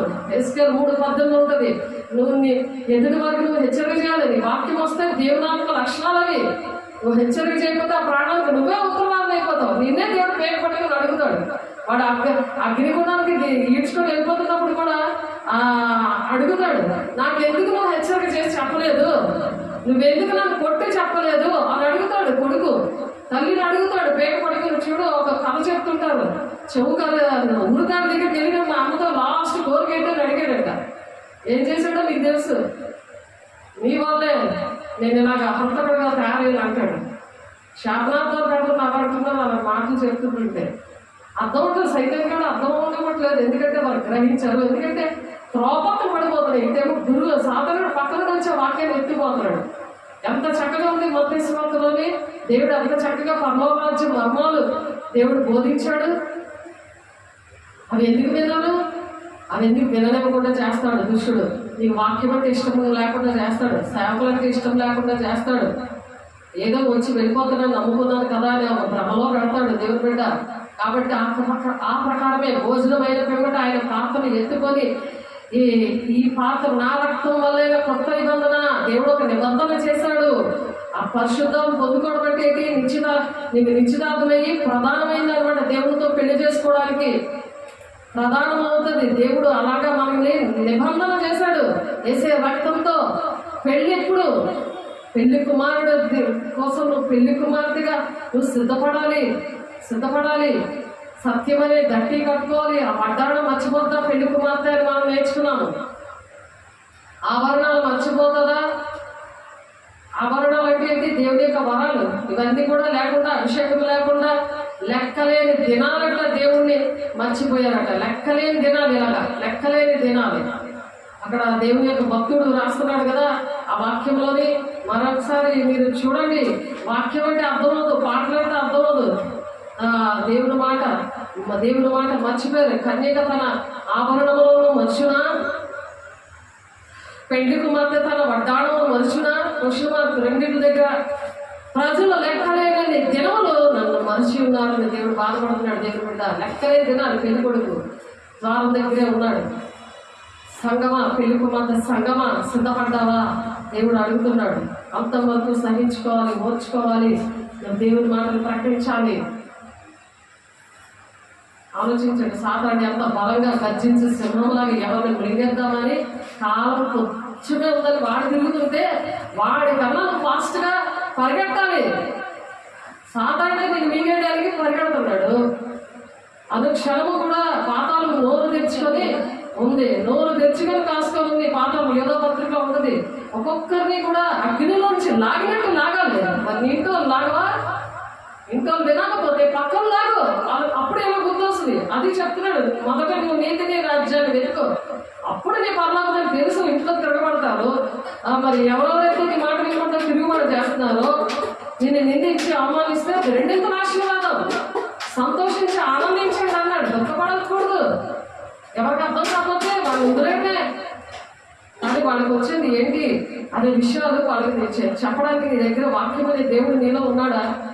అది కలిగి ఉండాలి, అది నువ్వు కరెక్ట్గా చెప్పగలిగి ఉండాలి. అటువంటి పాటలు కూడా దేవుడు సమర్పించుకొని దేవునికి ఆత్మల భారంతో, దేవా నీ ఆత్మని ఎంత బలంగా నేను పొందుకొని ఆత్మల భారము నాకు ఇచ్చావు, నేను నీకు ద్రోహం చేసినప్పటికీ నీ రూపం నాకు ఉంది, అందుక నాకు ఇచ్చావు ఇంత అభిషేకం, అంత భారం ఇచ్చావా అని పాడుకున్నా సరే కన్నీరు లేదు, గుండెలు రాయలేనివి ఉన్నాయి ఒక్కొక్కరు విని. ఆ కృతజ్ఞత ఆ స్తుతులు చెల్లించి దేవుని దగ్గర వేసే శరీరం తీసుకోవాలి. ఎందుకో తెలుసా? నన్ను జ్ఞాపకం చేసుకుంటే దీన్ని చేయండి అని 25వ వచనంలో 24వ వచనంలో ఉంది. మొదటి కొరింథీయులు రాసిన పత్రిక నువ్వు తీసేసుకుంటున్నావు ఇస్కరియోతు యోధలాగా. నువ్వు మరణానికి ప్రచురం చేస్తున్నావా? అదే ప్రసాదం అనుకుంటున్నావా? ఒక భయం ఉందా? భయముతో వణుకుతో రక్షణ కాపాడుకో అని ఫిలిప్పీ గ్రంథంలో ఉంది. అలా కాపాడుకోగలుగుతున్నావా? ఆలోచించు. దేవుడు బిడ్డ, ఇస్కరియోతు యోధలాగా దేవుడికి ద్రోహం చేస్తున్నావా? తండ్రి చిత్తాన్ని నెరవేర్చిన వాళ్ళే దేవుడు రాజ్యానికి వెళ్తారంటున్నారు. నువ్వు వెళ్ళడానికి ఇష్టపడుతున్నావా? కాలం కొద్దిగా ఉందని గర్జించి సింహంలా నీ చుట్టూ తిరుగుతుంటే నీకు అర్థమవట్లేదు ఎవరు తిరుగుతున్నారో. మనం పోరాడుతున్న శరీరంతో కాదు, దురాత్మల సమూహంతో మీరు పోరాడుతున్నారు. శరీరాంశంతో కాదు అంటారు, శరీరంతో కాదు అంటారు. వాయుమండలంలో ఉన్న దురాత్మల సమూహంతో పోరాడుతారు. శారీరకంగా ప్రవర్తించిన వాళ్ళు దురాత్మల సమూహం ఉంటుంది. వాళ్ళతో నీకు పోరాటం ఎందుకు? ఎవరు వింటున్నారో వాళ్ళకి చెప్పు. గర్జించే సింహంలోకి ఎవరు మింగిదామో వాడు తిరుగుతున్నాడు. కాలం కొద్దిగా ఉందని నా దేవుడు అంచు దినాలన్నా నీకు ఇంకా బాగా తెలుసు కదా, అంత మంచి వాక్యం వింటున్నావు కదా, మరి నువ్వేం చేస్తున్నావు? దేవుడి బిడ్డ ఒకసారి ఆలోచించు. మీరు ఈ రొట్టెని తిని ఈ పాత్రలోని త్రాగినప్పుడు ఎలా ప్రభు వచ్చే వరకు ఆయన మరణాన్ని ప్రచురించాలి. ఆయన వచ్చే వరకు కూడా నువ్వు ఆయన మరణాన్ని ప్రచురించాలి. ఆయన నీ కోసం చచ్చిపోయాడు. నువ్వు అనుక్షణము చంపుతావా? నువ్వు ఇలాంటి చెత్త పనులు చేసుకుంటూ, ఇలాంటి చెత్త మాట్లాడుతూ, వాక్యాలు విరుద్ధంగా నడుస్తూ, వాక్యం రాయడం రాదు, చదవడం రాదు, నీకు ఎందుకు ఇష్టం ఉండట్లేదు అని గద్దించి బుద్ధి చెప్పి శిక్ష కూడా వేయమంటున్నాడు. నీకు దైవావేశం వస్తాయి. పరిశుద్ధాత్మ పొందుకుంటే నిజంగా పొందుకున్నావంటే అలాంటి పౌరుషం ఉండాలి, అలాంటి అగ్నిజ్వాల ఆత్మతో నింపబడాలి. దేవునికి మహిమ కలుగును గాక. అట్టి కృప దేవుడు మీరు అందరికీ కూడా మనందరికీ దయచేయను గాక. మీరు ఈ రొట్టెని తిని ఈ పాత్రలను త్రాగినప్పుడల్లా ప్రభు వచ్చే వరకు ఆయన మరణాన్ని ప్రచురిస్తారని కన్ఫామ్ గా చెప్తున్నాడు. ఇక్కడ ఆలోచించండి. పౌలు గారు చెప్తున్నారు, ఆయన చేశాడు, ఒకప్పుడు ద్రోహం చేశాడు, హింసకుడు, దూషకుడు, హానికరుడు, దేవుడు పిల్లల్ని చంపినవాడు, సౌలుని దర్శించాడు. మరి నిన్ను దర్శించినప్పుడు నువ్వేం చేస్తున్నావు? ఎన్నిసార్లు నేను దర్శించాడు, ఎన్ని దర్శనాలు, ఎన్ని స్వరాల ద్వారా దేవుడు నీకు, ఎన్ని కళల ద్వారా దేవుడు నీతో ఎన్నిసార్లు మాట్లాడాడు. నువ్వేం చేస్తున్నావు? అది దేవుడు అడుగుతాడు. అది ఆలోచించండి. కాబట్టి ఎవడు అయోగ్యముగా ప్రభు యొక్క రొట్టెని తినో లేక ఆయన పాత్రలో లేదా త్రాగునో వాడు ప్రభు యొక్క శరీరం గురించి, రక్తం గురించి అపరాధి అవుతాడు. తప్పు చేసినోడి కింద లెక్క వస్తాడు. నువ్వు అయోగ్యంగా తీసుకుంటే దేవుడు మరణాన్ని ప్రచురం చేయకుండా నెక్స్ట్ వచ్చిన దగ్గర తిరుక్కొని వచ్చి ఒక సాక్ష్యం లేకుండా తిరుగుబాటు చేసే స్వభావంతో తీసుకుంటే నువ్వు అపరాధంతో ప్రతిదీ సరి చేసుకోవడానికే దేవా నీకు ద్రోహం చేశానయ్యా అని తీర్మానం చేసుకోవాలి. నీకు ద్రోహం చేశానయ్యా, నా ప్లేస్లో ఎవరిని వెయ్యద్దయ్యా, నీ భాగ్యము, నీ పని చేస్తున్నానంటే, నీ సేవ చేస్తున్నా, నీ పరిచయం చేస్తున్నానంటే దేవుడు నాకు ఉద్యోగం ఇచ్చాడు, నాకు పిల్లల్ని ఇచ్చాడు, నాకు ఆస్తులు ఇచ్చాడు, అన్ని కూడా దేవుని దగ్గర దేవుడు ఇచ్చినవి. మనం ఏం సంపాదించుకుంది కాదు, మన కృప ద్వారానే దేవుడు మనకి ఇచ్చాడు. అవన్నీ కూడా ఏంటంటే ఇచ్చాడు, అన్నింటిలో బట్టి దేవుడికి స్థుతులు చెల్లించాలి. అనుక్షణము స్తుతి యాగం అర్పించేవాడు తన మార్గాన్ని సరళం చేసుకుంటాడు అని ఉంది 50 లాస్ట్ వచనంలో. స్తుతి యాగం ఇవ్వకపోతే, అది కృతజ్ఞతగా మనం తీసుకోకపోతే అవి మార్గాలు సరళం అవ్వవు. కాబట్టి ఆ మార్గం ఎక్కడికి అనుకుంటున్నారు? దేవుని రాజ్యాన్ని కట్టడానికి, ఈ భూలోకంలో మరి పరలోకంలో వెళ్ళడానికి మార్గం. 1000 ఏళ్ల పరిపాలనలో వాళ్ళు ఎవరైతే మరి దేవునికి ఇష్టంగా నడుస్తారో ఆ ఎత్తబడే గుంపులో ఉండిన వాళ్ళు దేవుని రాజ్యంలో వాళ్ళు ఏలుబడి చేస్తారు. వాళ్ళు రారాజు బిడ్డలుగా ఉంటారు. వాళ్ళు రాకుమార్తెలుగా రారాజు బిడ్డలుగా ఉండడానికి వారికి కిరీటం ఇచ్చి నువ్వు ఎన్ని ఆత్మలు రక్షించావో అవి పొడులు, ఆ పొడులు ఉంటాయి. ఆ పొడులు అన్ని పొడులున్న ఆ కిరీటం పొందుకొని మామూలు ప్రజల్లో ఉంటారు. ప్రతి ఒక్కరు కూడా మామూలుగా రక్షించబడిన వాళ్ళు. అది వాక్యం చెప్తుంది. అది కూడా మనం వివరంగా చెప్పుకుందాము తర్వాత ఆదివారం. ప్రభువు శరీరం అని వివేచింపక తిని త్రాగువాడు తనకు శిక్ష విధి కలుగుటికే తిని త్రాగుచున్నాడు. అందువల్లనే మీలో అనేకులు బలహీనులు రోగులే ఉన్నారు, చాలా మంది నిద్రిస్తున్నారు. చనిపోయిన వాళ్ళ కింద లెక్క. అంటే తీసుకున్నా సరే దేవుని వార్తను ప్రకటించలేని వారిగా, వాక్యం అర్థం కాని వారిగా ఉంటారన్నమాట. ఒక ఆయనకి మరి మార్గవలసలో ఉన్నారు. ఆ తండ్రి ఉన్నాడు. ఆయన చనిపోయినట్టు దేవుడు చూపించాడు. ఆ తండ్రి యొక్క కుమార్తెకి చనిపోయినట్టుగా చూపించారు. ఎందుకంటే యేసు శరీర రక్తం నేను ఇంటింటి ఆ రొట్టె నిల్చమన్నారని వాళ్ళకి ఇవ్వడానికి తన కుమార్తె చాలా బలవంతం చేసింది. అవన్నీ బలవంతం చేస్తుంది కానీ దేవుడి మాట వినడానికి కాదు. తన విధేయత చూపిస్తే కదా ఇల్లు రక్షించబడుతుంది. తన అగ్నిలో మండితే కదా ఆళ్ళలో ఉన్న చీకట్లు పోతాయి. వాక్యం తెలిస్తే కదా వాక్యం ద్వారా హెచ్చరిక చేయడానికి. వాక్యం తెలియదు. వాక్యం చదువుచ్చినా రాసుకోవడం కానీ చదువుకోవడం కానీ అదేమి లేదు.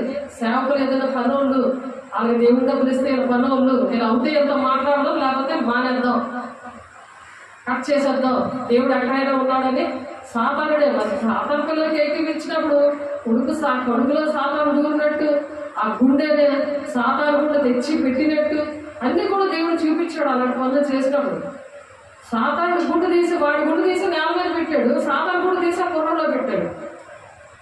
మరి అలాంటి 6 నెలలు అయిపోయే వరకు కూడా నాతో కనెక్షన్లో లేదు.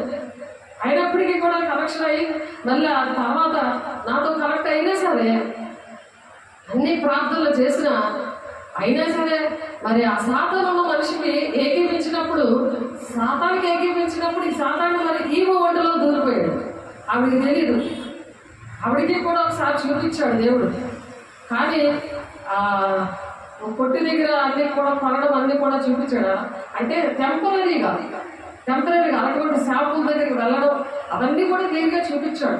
అంత క్లియర్గా అర్థం అయిన వాక్యము ఆ కళ అంతా కూడా మరి దేవతల ఆత్మ ఉన్న వాళ్ళు ఏంటంటే ఆ దర్శనము వాక్యము అన్ని కూడా సరిచేస్తూ చూపిస్తారు. నాకు ముందుగానే ఆ కళ రాకముందే నాకేం చేస్తాడు దేవుడు అంటే ఆ వాక్యం అంతా సిద్ధపరుస్తూ ఉంచుతాడు. ఎంత విచిత్రమో నిజంగా ఎంతగా ప్రేమిస్తాడో ఆ కుటుంబాన్ని దేవుడు, కుటుంబాన్ని ప్రతి ఒక్క మనిషిని దేవుడు ఎంతగా ప్రేమిస్తాడో నాకు అప్పుడు అర్థమైంది. నాకేమో వాక్యం ఎందుకంటే వీళ్ళు తిరుగుబాటు చేసే స్వభావం కదా, చూస్తే కానీ నమ్మలేని దేవుడు గాయాలు చూసి కూడా నమ్మలేదు కదా. గాయాలు వేలు పెట్టి నేను చూస్తేనే కానీ నమ్మనన్న ప్రజలు ఏంటంటే వాళ్ళ కోసమని దేవుడు ఏంటంటే వాక్యం కరెక్ట్గా నాకు చదివి చూపిస్తాడు దేవుడు. నాకు ఫస్ట్ నన్ను వాళ్ళకి ఆలోచన కూడా నాకు తెలియదు. వాళ్ళ కోసం ప్రార్థన చేస్తే నాకు వాక్యం ద్వారా మాట్లాడతారు. వాళ్ళకి దేవుడు మాట్లాడినప్పుడు ఆ వాక్యము ఆ కళ రెండు కూడా చూపించడం సైలెంట్ అయిపోతారు ఎవరైనా సరే. దేవుడు అటువంటి ఆత్మలు ఇస్తారు. ఎవరైతే దేవుని ఆత్మల భారం ఉంటుందో అగ్నిజ్వాల ఆత్మలు మేడగదిలో పొందుకున్నప్పుడు వాళ్ళ భాషలతో మాట్లాడారు. వాక్శక్త నిగ్రహించిన కొద్ది అన్య భాషలతో మాట్లాడారు. ఆ అన్య భాషలతో కూడా గంటల సేపు మాట్లాడడము, ఆ ప్రవచనాలు అన్నీ కూడా విన్నారు, కళ్ళారా చూశారు అంతా కూడా. కానీ నిర్లక్ష్యం అన్నమాట. నిర్లక్ష్యం ఏసైతో తిరిగిన వాళ్ళందరూ కూడా ఎంత నిర్లక్ష్యంగా ఉన్నారు. మీతో తినలేదా, మీతో పాటు మేము ఉండలేదా, మీ వీధిలో నేను తిరగలేదా మీరు అనేసి వాక్యం ఉంది. దేవుడు ఏంటన్నా వాళ్ళు అక్రమం చేయాలని కొన్ని మీరు ఎవరో నాకు తెలియదు అన్నాడు. దేవుడు అంత క్లోజ్గా ఉంటాడనమాట, ఒక స్నేహితుడిగా. ఆ సేవకులు కూడా అలాగే ఉంటారు, ఇంట్లో మెంబర్గా ఉంటారు. అదే వాళ్ళకి చులకనైపోతూ ఉంటుంది. ఆ ప్రేమని అర్థం చేసుకోలేరు, దేవుని యొక్క ప్రేమని అర్థం చేసుకోలేరు. దేవుడు పైరూపమే మనుషులు పైరూపం చూస్తారు కానీ అంతరంగ పురుషుడిని చూడలేని కళ్ళు, ఆ జ్ఞానేంద్రియాలు దేవుడిని అడగాలి, వివేచన ఆత్మని అడగాలి. అతి కృప దేవుడు మనందరికీ అనుగ్రహించును గాక. అయితే మనలో మనమే విమర్శించి కొన్ని ఎలా తీర్పు పొందకపోదము. కృపా సింహాసనం దగ్గర మనల్ని మనం విమర్శించుకోవాలి. ప్రతి దినాన కూడా మనల్ని మనం విమర్శించుకోవాలి. ఉట్టినే తీసుకోవడానికి కాదు. ఉట్టినే తీసేసుకుంటే రోగులు అయిపోతారు. రోగం అంటే ఇది దేవుడు లేని రోగం. పరిశుద్ధాత్మ దేవుడు వద్దు అనే ఒక రోగం అన్నమాట. అది నాకు వద్దు, పరిశుద్ధాత్మ దేవుడు అంటే ఇష్టం ఉండదు. నేను నమ్ముకున్నాను కదా చాలే, దేవుడు చర్చకి వస్తున్నాను కదా చాలే, క్రియలు చేయలేరు. అది ఆ రోగం అన్నమాట. అనేక మంది రోగులు అయిపోతారట, బలహీనలు అయిపోతారట, రోగులనే ఉంటారు. చాలా మంది నిద్రిస్తున్నారు. వాక్యం చదవమంటే చదువు వచ్చి కూడా రాసుకోలేరు, మరి చదవలేదు. చచ్చిపోయినోడు రాయగలడా? వాక్యం తీసి చచ్చిపోయినోడు ఏమైనా చదవగలడా? అది అక్షరాలు చంపుతుంది కానీ ఆత్మ జీవింపజేస్తుంది. ఆ జీవం ఇచ్చే మాటలు అన్నమాట. ఆ అర్థము ఆత్మల వల్ల అర్థం వివరించి చెప్పగలరు. అక్షరార్థం అక్షరం చంపేస్తుంది, నిన్ను చంపుతుంది అక్షరం. ఎందుకంటే అక్షరార్థంగా నువ్వు కానీ చదువుకున్నావు అనుకో, నీకు ఆత్మ లేకుండా నువ్వు వాక్యాన్ని బోధించినా, నీ మటుకు నువ్వు చదువుకున్నా నిన్ను చంపుతుంది. అంటే దేవుడు నీలో ఉండడు. పరిశుద్ధాత్మ దేవుడు నీవు ఉండకుండానే మామూలు బుక్స్ చదివేస్తా ఉంటావు. దాని అర్థం నీకు తెలియదు, దాన్ని వివరించలేవు. కానీ నువ్వు ఆత్మను పొందుకొని అగ్నిజ్వాల బట్టి ఆత్మను పొందుకొని చదివేవే అనుకో, నీకు అర్థమవుతుంది. ఏంటంటే ఇందువల్లనే మీలో అనేకులు బలహీనలను రోగులనే ఉన్నారు. చాలా మంది నిద్రిస్తున్నారు. దెయ్యం అంటే భయం, పిరికితనం. దెయ్యాన్ని ఎలగొట్టాలి. దేవునికి లోబడి నువ్వు దెయ్యాన్ని ఎలగొట్టాలంటే దెయ్యానికే లోబడిపోతుంటావు. అదంటే నీకు చాలా ఇష్టం. దేవుడు అంటే వాళ్ళే దేవుడు దేవుడు దేవుడు దేవుడు అంటావేంటి? పరిశుద్ధాత్మ పొందుతున్న అస్తమానికి ఎందుకు అలా అంటావు, ఎందుకు అలా పీడించేస్తావు అన్నట్టు ఉంటుంది. దానికి అలా ఉంటుంది. దానికి ఎప్పుడో పొందుకున్నానులే అంటది సాధారణ. అక్షరం చంపేస్తుంది. చచ్చిపోయిన వాళ్ళగా ఉంటావు. దెబ్బకి పనికిరావు, ఇంటికి పనికిరావు, దేవుడికి అసలు పనికిరావు. పని చేయకుండా ఆహారం తినకూడదు అని దశమంతి పత్రికలో ఉంది. కాబట్టి పని చేసిన వాడే తినడానికి అర్హత. ఇవి దేవుని రూల్స్, దేవుని లెక్కలు. ఇవి నీ లెక్కలు నువ్వు చూసుకుంటే నీ మటుకు ఎక్కడికి వెళ్తావో ఆలోచించుకో. వాక్యం చదువుకుంటావో వింటావో అది నీ ఇష్టం. దేవుడు స్వాతంత్రం ఇచ్చాడు, అంత కూడా ఫ్రీగా ఇచ్చాడు. మంచిగా ఉంటే ఇలా ఉంటాం, మంచిగా లేకపోతే ఇలా ఉంటాం. ఆశీర్వాదాలు, శాపము దేవుడు రెండు ఒక దగ్గరే పెట్టాడు. ఏది సెలెక్ట్ చేసుకుంటావో సెలెక్ట్ చేసుకో అని కృపదినాల్లో చెబుతున్నాడు. దేవుడు బిడ్డ, నువ్వు ఏది సెలెక్ట్ చేసుకుంటావు? అయితే మనమే విమర్శించుకునే మనం ఎప్పుడు కూడా విమర్శించుకోవాలి. విమర్శించుకున్నప్పుడు తప్పు చేయకుండా నేను చేశాను అని అన్నప్పుడు నువ్వు చేయలేదు అని దేవుడు కబులించుకుంటాడు. అమ్మా నేను తప్పు చేశానమ్మా, నన్ను క్షమించామా, అమ్మా అమ్మా అమ్మా అనుకోని ముద్దులు పెడుతున్నావు అనుకో. అమ్మ దగ్గరికి వచ్చి అమ్మా నేను తప్పు చేశాను, నేను మాట లేదు, దేవుడు నాకు పొందుకోమంటే పొందుకోలేదు, గర్భిష్ఠులాగా తిరుగుతూనే ఉన్నాను, సెట్టుకోవడం నాకు కావాలి మళ్ళీ అనుకోని నేను తిరుగుకొని వస్తాను. దేవుడు సువాసన రక్షించే వారి పట్లను నశించే వారి పట్లను ఒక సువాసనగా ఉండాలి. వాళ్ళు కొట్టుకుంటే బాగుంటుంది. వాళ్ళ సువాసన అది అనేక మందికి ఇష్టంగా ఉంటుంది. సాతాను కూడా కొట్టుకుంటే ఏం లాభం? సాతాను ఉన్నవాడు, ఎందుకంటే అది భ్రమపరిచే ఆత్మ. నువ్వు పరిశుద్ధంగా ఉండాలంటే సెంటి కొట్టుకుంటే బాగుంటుంది అంటాడు వాడు. కానీ మన పరిశుద్ధంగా ఉంటే నువ్వు సెంటి కొట్టుకో, నువ్వు శుభ్రమైన బట్టలు వేసుకో, ఎలాగున్నా పర్వాలేదు. కానీ దేవుని శక్తిని పొందుకోవాలి. పొందుకొని అప్పుడు నువ్వు వస్తుంటుంటే దెయ్యాలు అటు ఇటు వెళ్ళిపోతా ఉంటే నువ్వే చూస్తావు. నేను చూశాను. నువ్వు ఏ గ్రామంలో అడుగుపెట్టినా, ఏ ఇంట్లో అడుగుపెట్టినా అటు ఇటు తప్పుకుంటా ఉంటే ఇలా వెళ్ళిపోతుంటే, అంటే ఆ అగ్ని, ఆ మహిమ, ఆ మందసంలాగా మనిషి వెళ్తూ ఉంటే అది టచ్ చేయలేదు. ఎందుకంటే జగ్రయ్య గ్రంథంలో ఉంది, వాళ్ళని టచ్ చేస్తే దేవుడు కనుకుంటూ ముట్టినట్టు అని ఉంది. అదనమాట మందసంలాగా మనం తయారవ్వాలి. అందుకని మనం విమర్శించుకోవాలి. అహంకారంతో ఉండకూడదు. తప్పు చేశాను అని నువ్వు ముద్దులు పెడుతూ దేవుని మాట వింటూ, దేవా నన్ను క్షమించయ్యా, నన్ను నీ పని ఈరోజు చేయలేదయ్యా, నేను ఉట్టినే తీసుకున్నానయ్యా, అది చేతులెత్తి ప్రమాణం చేయలేకపోతున్నాను, తెలియదయ్యా నాకు ఈ రోజు నుండి నేను దేవుని పని చేస్తాను అని చెప్పి తీర్మానం చేసుకోవాలి. చేతులెత్తి ప్రమాణం చేసి ఈ రోజు నుంచి నేను నీ పని చేస్తాను. నేను విమర్శించుకోవట్లేదు, నేను చాలా అహంకారంగా ఉన్నాను, వినలేను, వదిలేయట్లేదు, అలగొట్టుకునే ఎలాంటున్నాను, నేను ఎవరినో చూపిస్తాను. దేవా నా మహిమ నీలో ఉన్నది నేను రుజువుపరుచుకుంటాను, నాలో నువ్వు ఉన్నావని నేను రుజువుపరుచుకుంటాను. ప్రార్థన చేసేదాన్ని. నేను అలా రుచి పంచుకోలేకపోతే నాలో నువ్వు లేవు, నీ నామానికి నేను అవమానం తెస్తే నన్ను చంపే ప్రభా అని ప్రార్థన చేస్తాను. ఇప్పటికీ కూడా నీకు అవమానం తెస్తే నన్ను చంపే, నేను అవమానకరంగా నేను ఉండకూడదు, నేను ద్రోహిగా ఉండకూడదు అని దేవుడు అడుగుతాను. నేను నీకు ఇష్టంగా ఉన్నానా అని దేవుని ఆత్మ పొందుకుంటాను. అంతవరకు అలా సహించుకోవాలి, అలా చెక్ చేసుకోవాలి, అలా చెక్ చేసుకోవాలి దేవుడు బిడ్డ. కాబట్టి దేవుడి ఇక్కడ మనము తీర్పు అయితే మనలను మనమే విమర్శించుకుని అలా మనల్ని మనమే విమర్శించుకోవాలి. మా తప్పు చేశానమ్మా, నీ మాట వినలేదమ్మా అని రావాలి దేవుని పిల్లలు శ్రావకం దగ్గరికి. అలా రావాలి. నేను కన్న పిల్లలు కూడా రావాలి. నా ఇద్దరు పిల్లలకి నేను బాప్తిసం ఇచ్చినందుకు దేవుని రాజ్యంలో ఉన్నానని జైగిరాడు చెప్పాడు. నేను అమ్మ బాప్తిసం ఇచ్చినందుకే నేను దేవుని రాజ్యంలో ఉన్నాను అని సాక్ష్యం. చూడండి, ఆ సాక్ష్యాన్ని చూస్తే దేవుని మహిమ పొందుకొని ఆ మహిమ పరిచర్యలో దేవుని దగ్గర పాఠాలు నేర్చుకుంటూ దేవుని బిడ్డ మహిమ అమ్మాయికి కనిపించాడు. అలా ఆ మహిమ యోహాను వాళ్ళకి కనిపించాడు.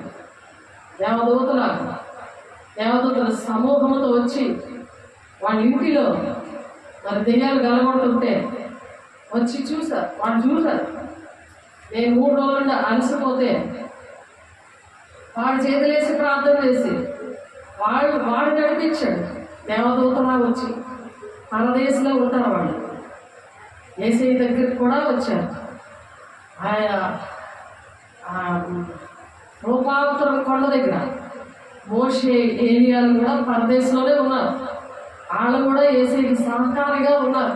యాకోబు, పేతురు, యోహాను ముగ్గురు కూడా ప్రార్థన చేయడానికని ఆ రూపాంతరం కొండ దగ్గరికి తీసుకెళ్తే వాళ్ళు వినే శిష్యులు అన్నమాట.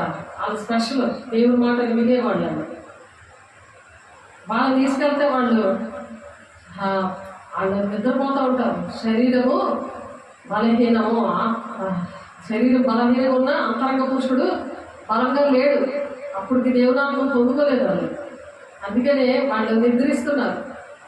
వాళ్ళు పేతురు ఏమంటాడు, అక్కడ ముగ్గురికి గుడారాలు కట్టిస్తాను అంటాడు. వాడే ఐడియాలు, పేతురు యొక్క ఐడియాస్ దేవుడు చెప్తూ ఉంటాడు. కానీ అక్కడ దేవుడు ఏమంటాడు, అక్కడ బలపరచడానికి మోషే ఏలియాలు ఇద్దరు వస్తారు యేసయ్య దగ్గరికి. అక్కడ పరిశుద్ధాత్మ దేవుడు తండ్రి యొక్క స్వరం వినపడుతుంది. ఈయన నా ప్రియ కుమారుడు, ఈయన మాట వినండి అని చెప్తాడు. మీరు ఐడియాలు ఇవ్వద్దు, ఈయన మాట వినండి. అది దేవుడు వస్తే పరిశుద్ధాత్మ అగ్నిజ్వాలం అంటే తండ్రి యొక్క ఆత్మ నీలోకి వస్తే నువ్వు సేవకుల మాట వింటావు.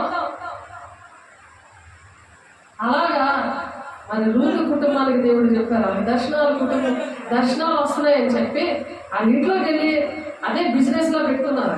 ఇక నా మాట వినేవారు కదా, వాళ్ళకి కూడా అదే మాట చెప్పారు, ఆశ్రమ్ గారు మాట వినండి అని చెప్పి. అలా చాలా మందికి చెప్పారు.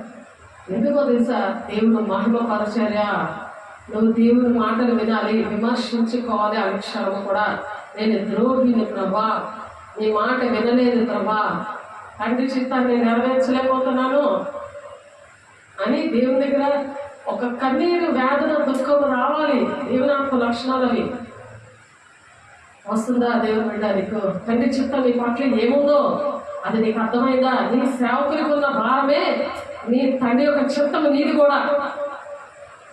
నీకు ఎవరైతే బాప్తిసం ఇచ్చారో ఆ దర్శనమే నీది కూడా. అదే తండ్రి చిత్తం నీ పట్ల. నువ్వు వినట్లేదని నువ్వే ప్రార్థన చేసుకో, తండ్రి చిత్తం నా పట్ల ఏముందో నువ్వే ప్రార్థన చేసుకోవాలని చెప్పడం అవుతుంది ఇక్కడ.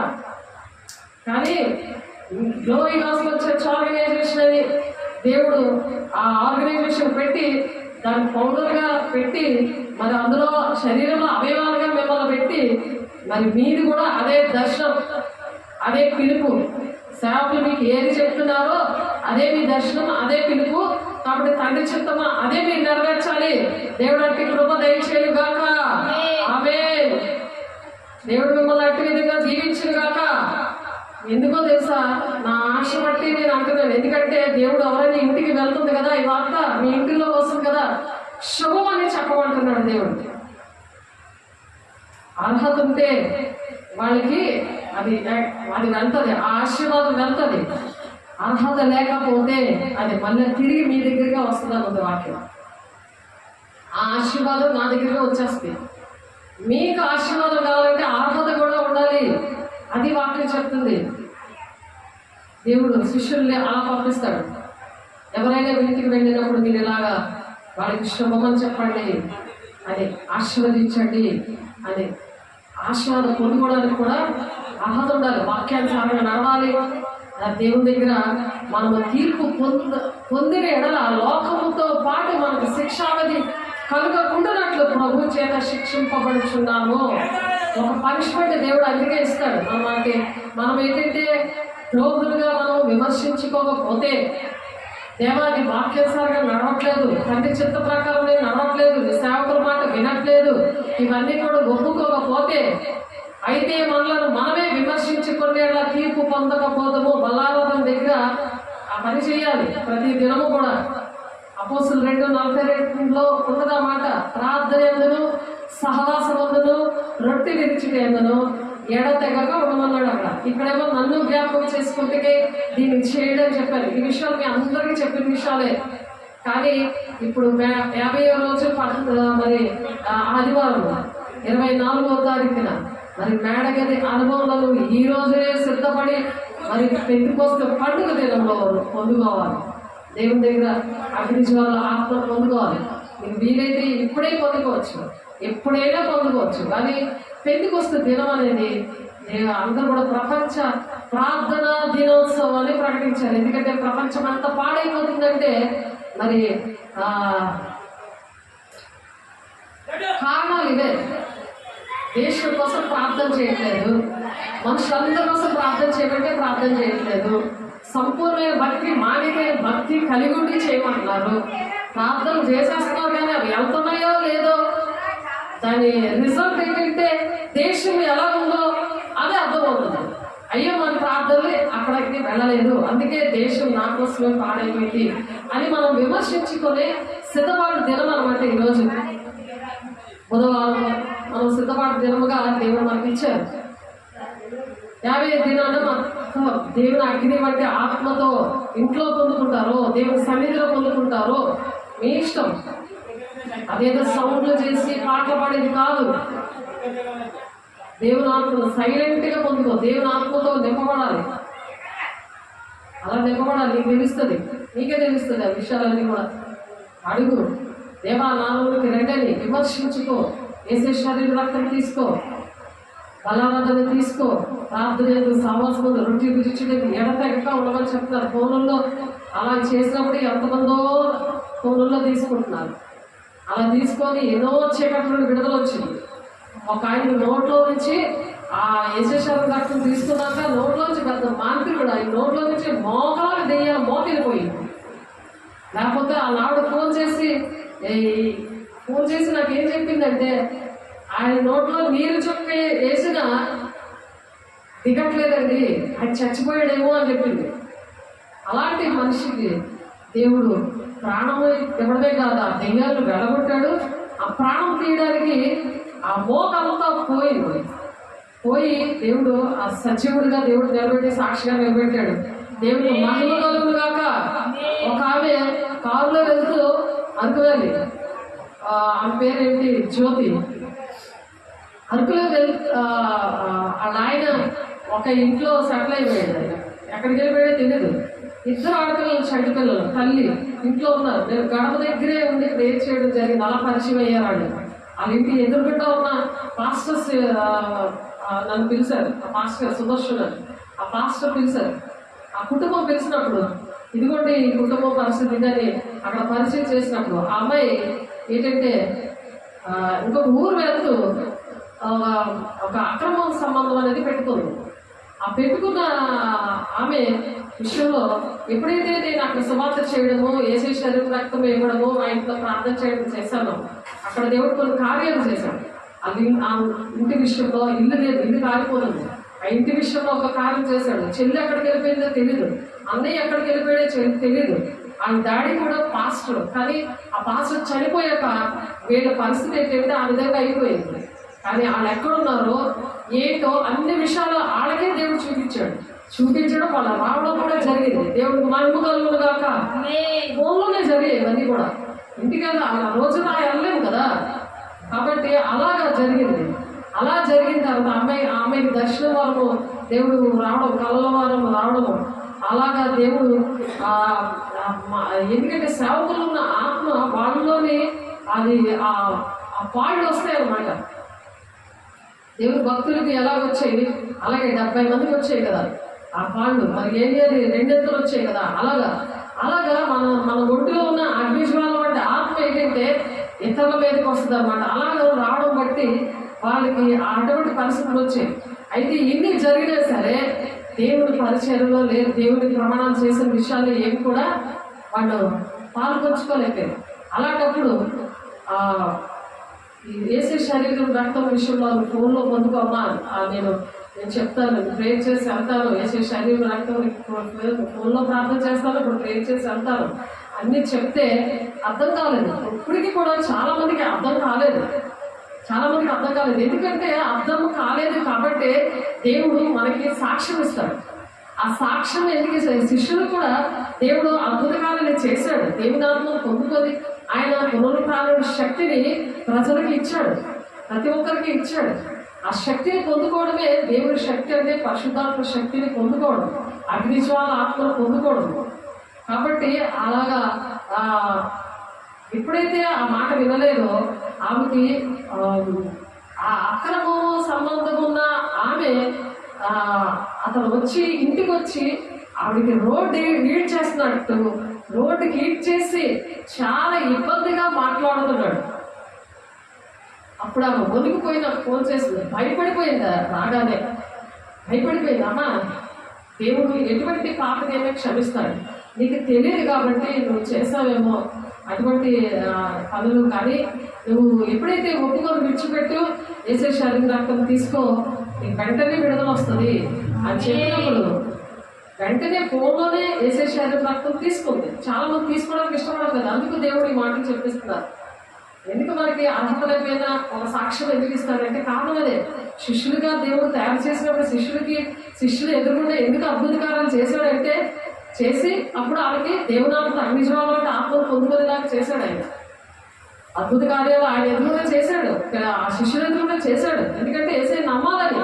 మీ ఎదురుకుండా మీ సేవకురాలకి ఎందుకు అద్భుత కార్యాలు అవన్నీ కూడా తన జీవితంలో 26 సంవత్సరాల నుండి చేశాడని అంటే మీరు అలా మారడానికి, మీరు ఆ దర్శన పిలుపులో మీరు నడవడానికి, ఆ తండ్రి చిత్తం నెరవేర్చే రేపు పొద్దున్న దేవుని రాజ్యంలో ఉండడానికి.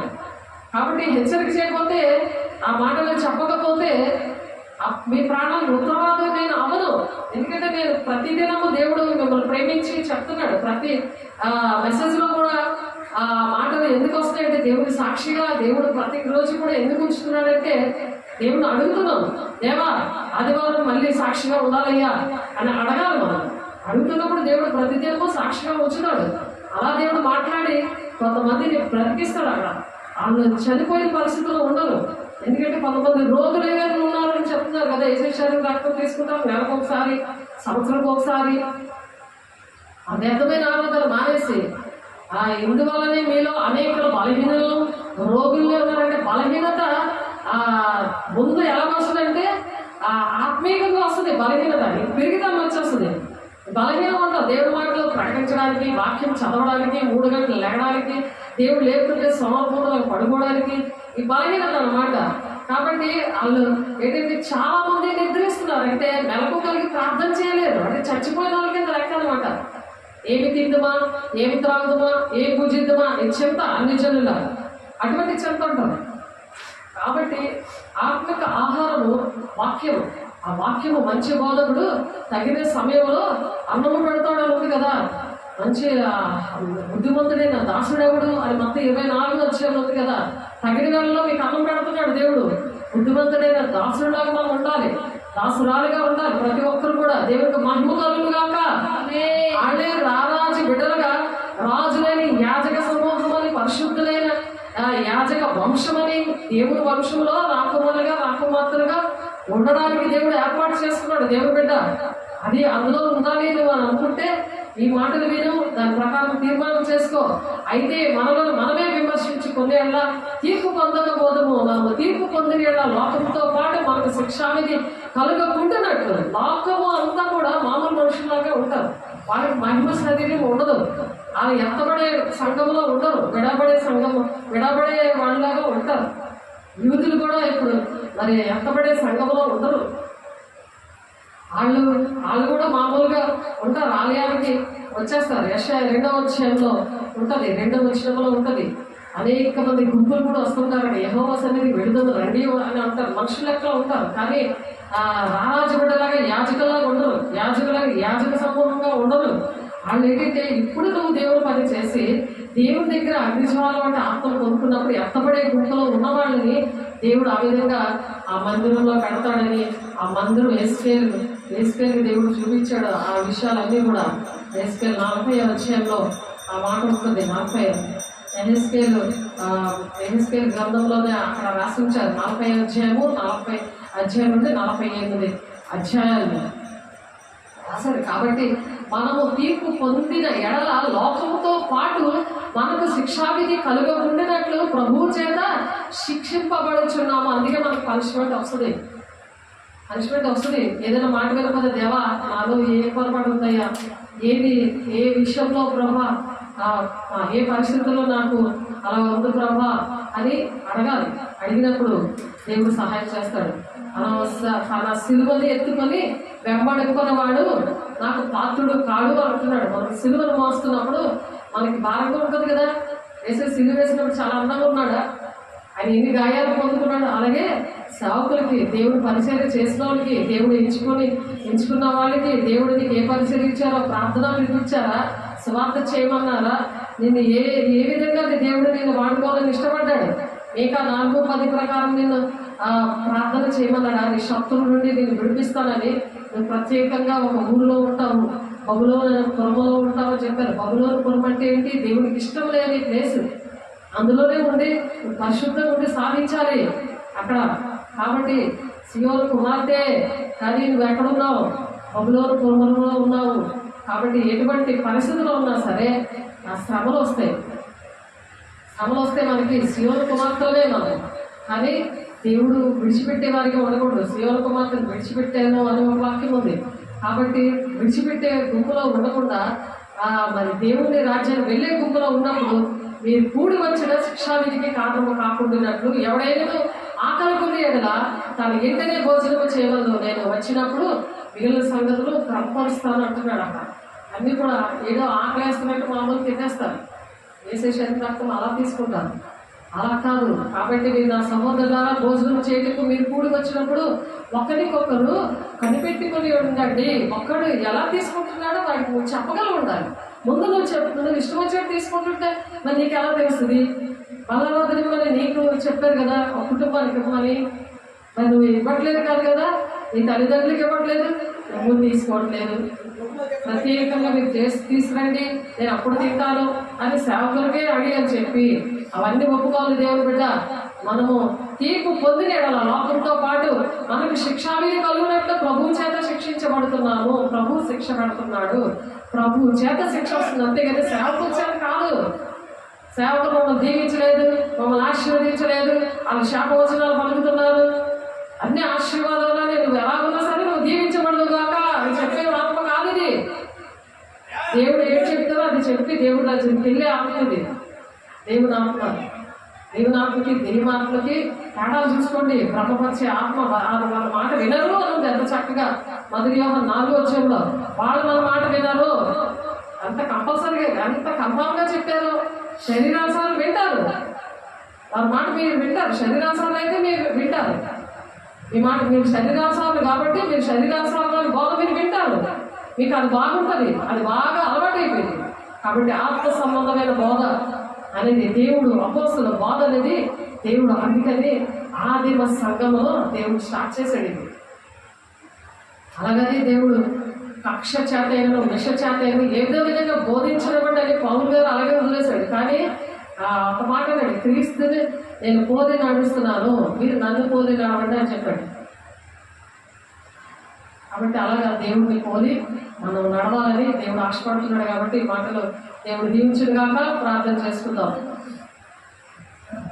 మహాబలుడమైన దేవ, మహోన్నతుడ, పరిశుద్ధాత్ముడ, మహిమగల దేవ, పరిశుద్ధతలో ప్రభా మమ్మల్ని పెంచాలని, నాకంటే ఎటువంటి శ్రమలు వచ్చినా మరి దురద నుండి విడిపించమయ్యా మన తండ్రి. దురదలో ఉన్న కుటుంబాన్ని చేరదీసినందుకు మరి అలాగే నాయన అయ్యా కాళ్ళు వాపులు అయ్యా తండ్రి వాళ్ళు రక్షించడానికి సిలువలు ఎత్తుకొని వెంబడిస్తున్నప్పుడు ఆ కాళ్ళు వాపులు వచ్చాయ్యా. మరి నీ బిడ్డలు ప్రార్థన చేసినప్పుడు విడుదల ఇచ్చావయ్యా. సంఘం కోసం, సేవకుల కోసం సంఘం ప్రార్థన చేసినప్పుడు విడుదల ఇస్తున్నావయ్యా. నీకు వందనాలయ్యా. ఇంకనూ విడుదల రావడానికి అయ్యా యువకుల వాక్యాన్ని బలవంతంగా ఇచ్చేయండి అయ్యా. శ్రమలు వస్తాయని చెప్తున్నావయ్యా, శిక్ష కూడా పెడతానంటున్నావయ్యా. ఈ మాట వినడానికే అయ్యా మాకన్నీ కూడా మీరు ఏర్పాటు చేశారు. అవి అర్థం చేసుకొని కృపను మాకు ఇచ్చావయ్యా. నీకు వందనాలయ్యా. మహిమగల దేవా అయ్యా, క్రీస్తు యేసు కలిగిన మనసు మీరు కూడా కలిగి ఉండండి అంటున్నావు నాయన. మీరు ఎన్ని శ్రమలో మా కోసం పొందారయ్యా. మరి నీ పిల్లల కోసం కూడా పొందడానికి మీరు సహాయం చేస్తున్నారయ్యా. మీకు వందనాలు. వాళ్ళలో చీకట్లు వెళ్ళగొట్టినప్పుడు మమ్మల్ని ఎలా చేస్తుంటాయి ప్రభా, ఎంతగానో ప్రార్థనలో ఉన్నప్పుడు వాళ్ళని ఎదిరించే శక్తిని ఇస్తున్నావయ్యా. నీకు వందనాలు.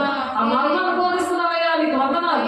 ఈ మేడగది అనుభవంలో ప్రభా అయా నాకని అయా పెట్టుకొస్తూ దినము రోజు నీకు ప్రభా ప్రతి ఒక్కరు సిద్ధపడడానికి, దేశం కోసము, ప్రతి గ్రామాల కోసము, ప్రతి ఒక్క బిడ్డ కోసము ప్రార్థన చేయడానికి మీరు సహాయం చేస్తున్నారయ్యా. నీకు వందనాలు. మహిమ నీకే, ఘనత నీకే అయా, ప్రభావం నీకే ఆరోపించుకుంటున్నారయ్యా. యేసు నామములో ప్రభా మీరే అధ్యక్ష వహించండి, మీరే నడిపించండి అయా. ఆటంకపరుస్తున్న ప్రతి దురాత్మ శక్తులారా యేసు నామములో కాలిపోవులుగా, మహిమగల నామములో కాలిపోవులుగా, ఈ శక్తిగల నామములో కాలిపోవులుగా అయ్యా. నాడు ద్రోహం చేశాడు ప్రభా అయ్యా. ద్రోహం చేసిన ఇస్కరియోతు యోధాలారా తండ్రి, మేము ద్రోహం చేయకుండా నీ పిలుపుకు, దర్శనానికి అయ్యా నువ్వు చెప్పిన తండ్రి చిత్తానికి మేము లోబడుతున్నామయ్యా. మేము లోబడుతున్నామయ్యా అయ్యా. మేము తీర్మానం చేసుకుంటున్నామయ్యా. నీ చిత్తానుసారంగా మేము నడిచి నీ రాజ్యానికి మేము వెళుతూ అనేక మందిని అయ్యా మేము నడిపించేవారిగా, ప్రతి ఒక్కరి కోసం మేము ప్రార్థన చేసేవారిగా మీరు సహాయం చేస్తున్నారయ్యా. నీకు వందనాలు. మహిమగల దేవానికి వందనాలు నాయన. ఆయా యోధ ద్రోహం చేస్తే ప్రభు మత్తయిన ప్రభా మీరు ఎంచుకున్నారు ప్రభా. అలాగే మాకు వద్దు ప్రభా అయ్యా. తండ్రి నాయన మేము నీ పని చేస్తామయ్యా. తండ్రి చిత్తాన్ని మేము నెరవేరుస్తామయ్యా. మా చెయ్యి విడిచిపెట్టద్దు ప్రభా, మా బిడ్డల చేతులు విడిచిపెట్టద్దు ప్రభా అయ్యా. చేతులెత్తిన ప్రతి ఒక్క బిడ్డని అట్టి విధంగా మీరు దీవిస్తున్నందుకు, అట్టి అభిషేకంతో మీరు నింపుతున్నందుకు, మీరే మహిమ ఘనత ప్రభావం పొందుకుంటున్నందుకు పరిశుద్ధ నామములో బ్రతుకులాడి వేడుకుంటున్నాము తండ్రి. ఆమేన్. తండ్రి యొక్క దీవెన, కుమారుని యొక్క కృప, పరిశుద్ధాత్మిక నిత్య సహవాసము సదా కాలము ప్రతి ఒక్కరికి తోడైంది నడిపించును గాక. ఆమేన్. దేవుడు మహిమ కలుగును గాక. దేవుడు దీవించి ఆశీర్వదించును గాక. ఆమేన్.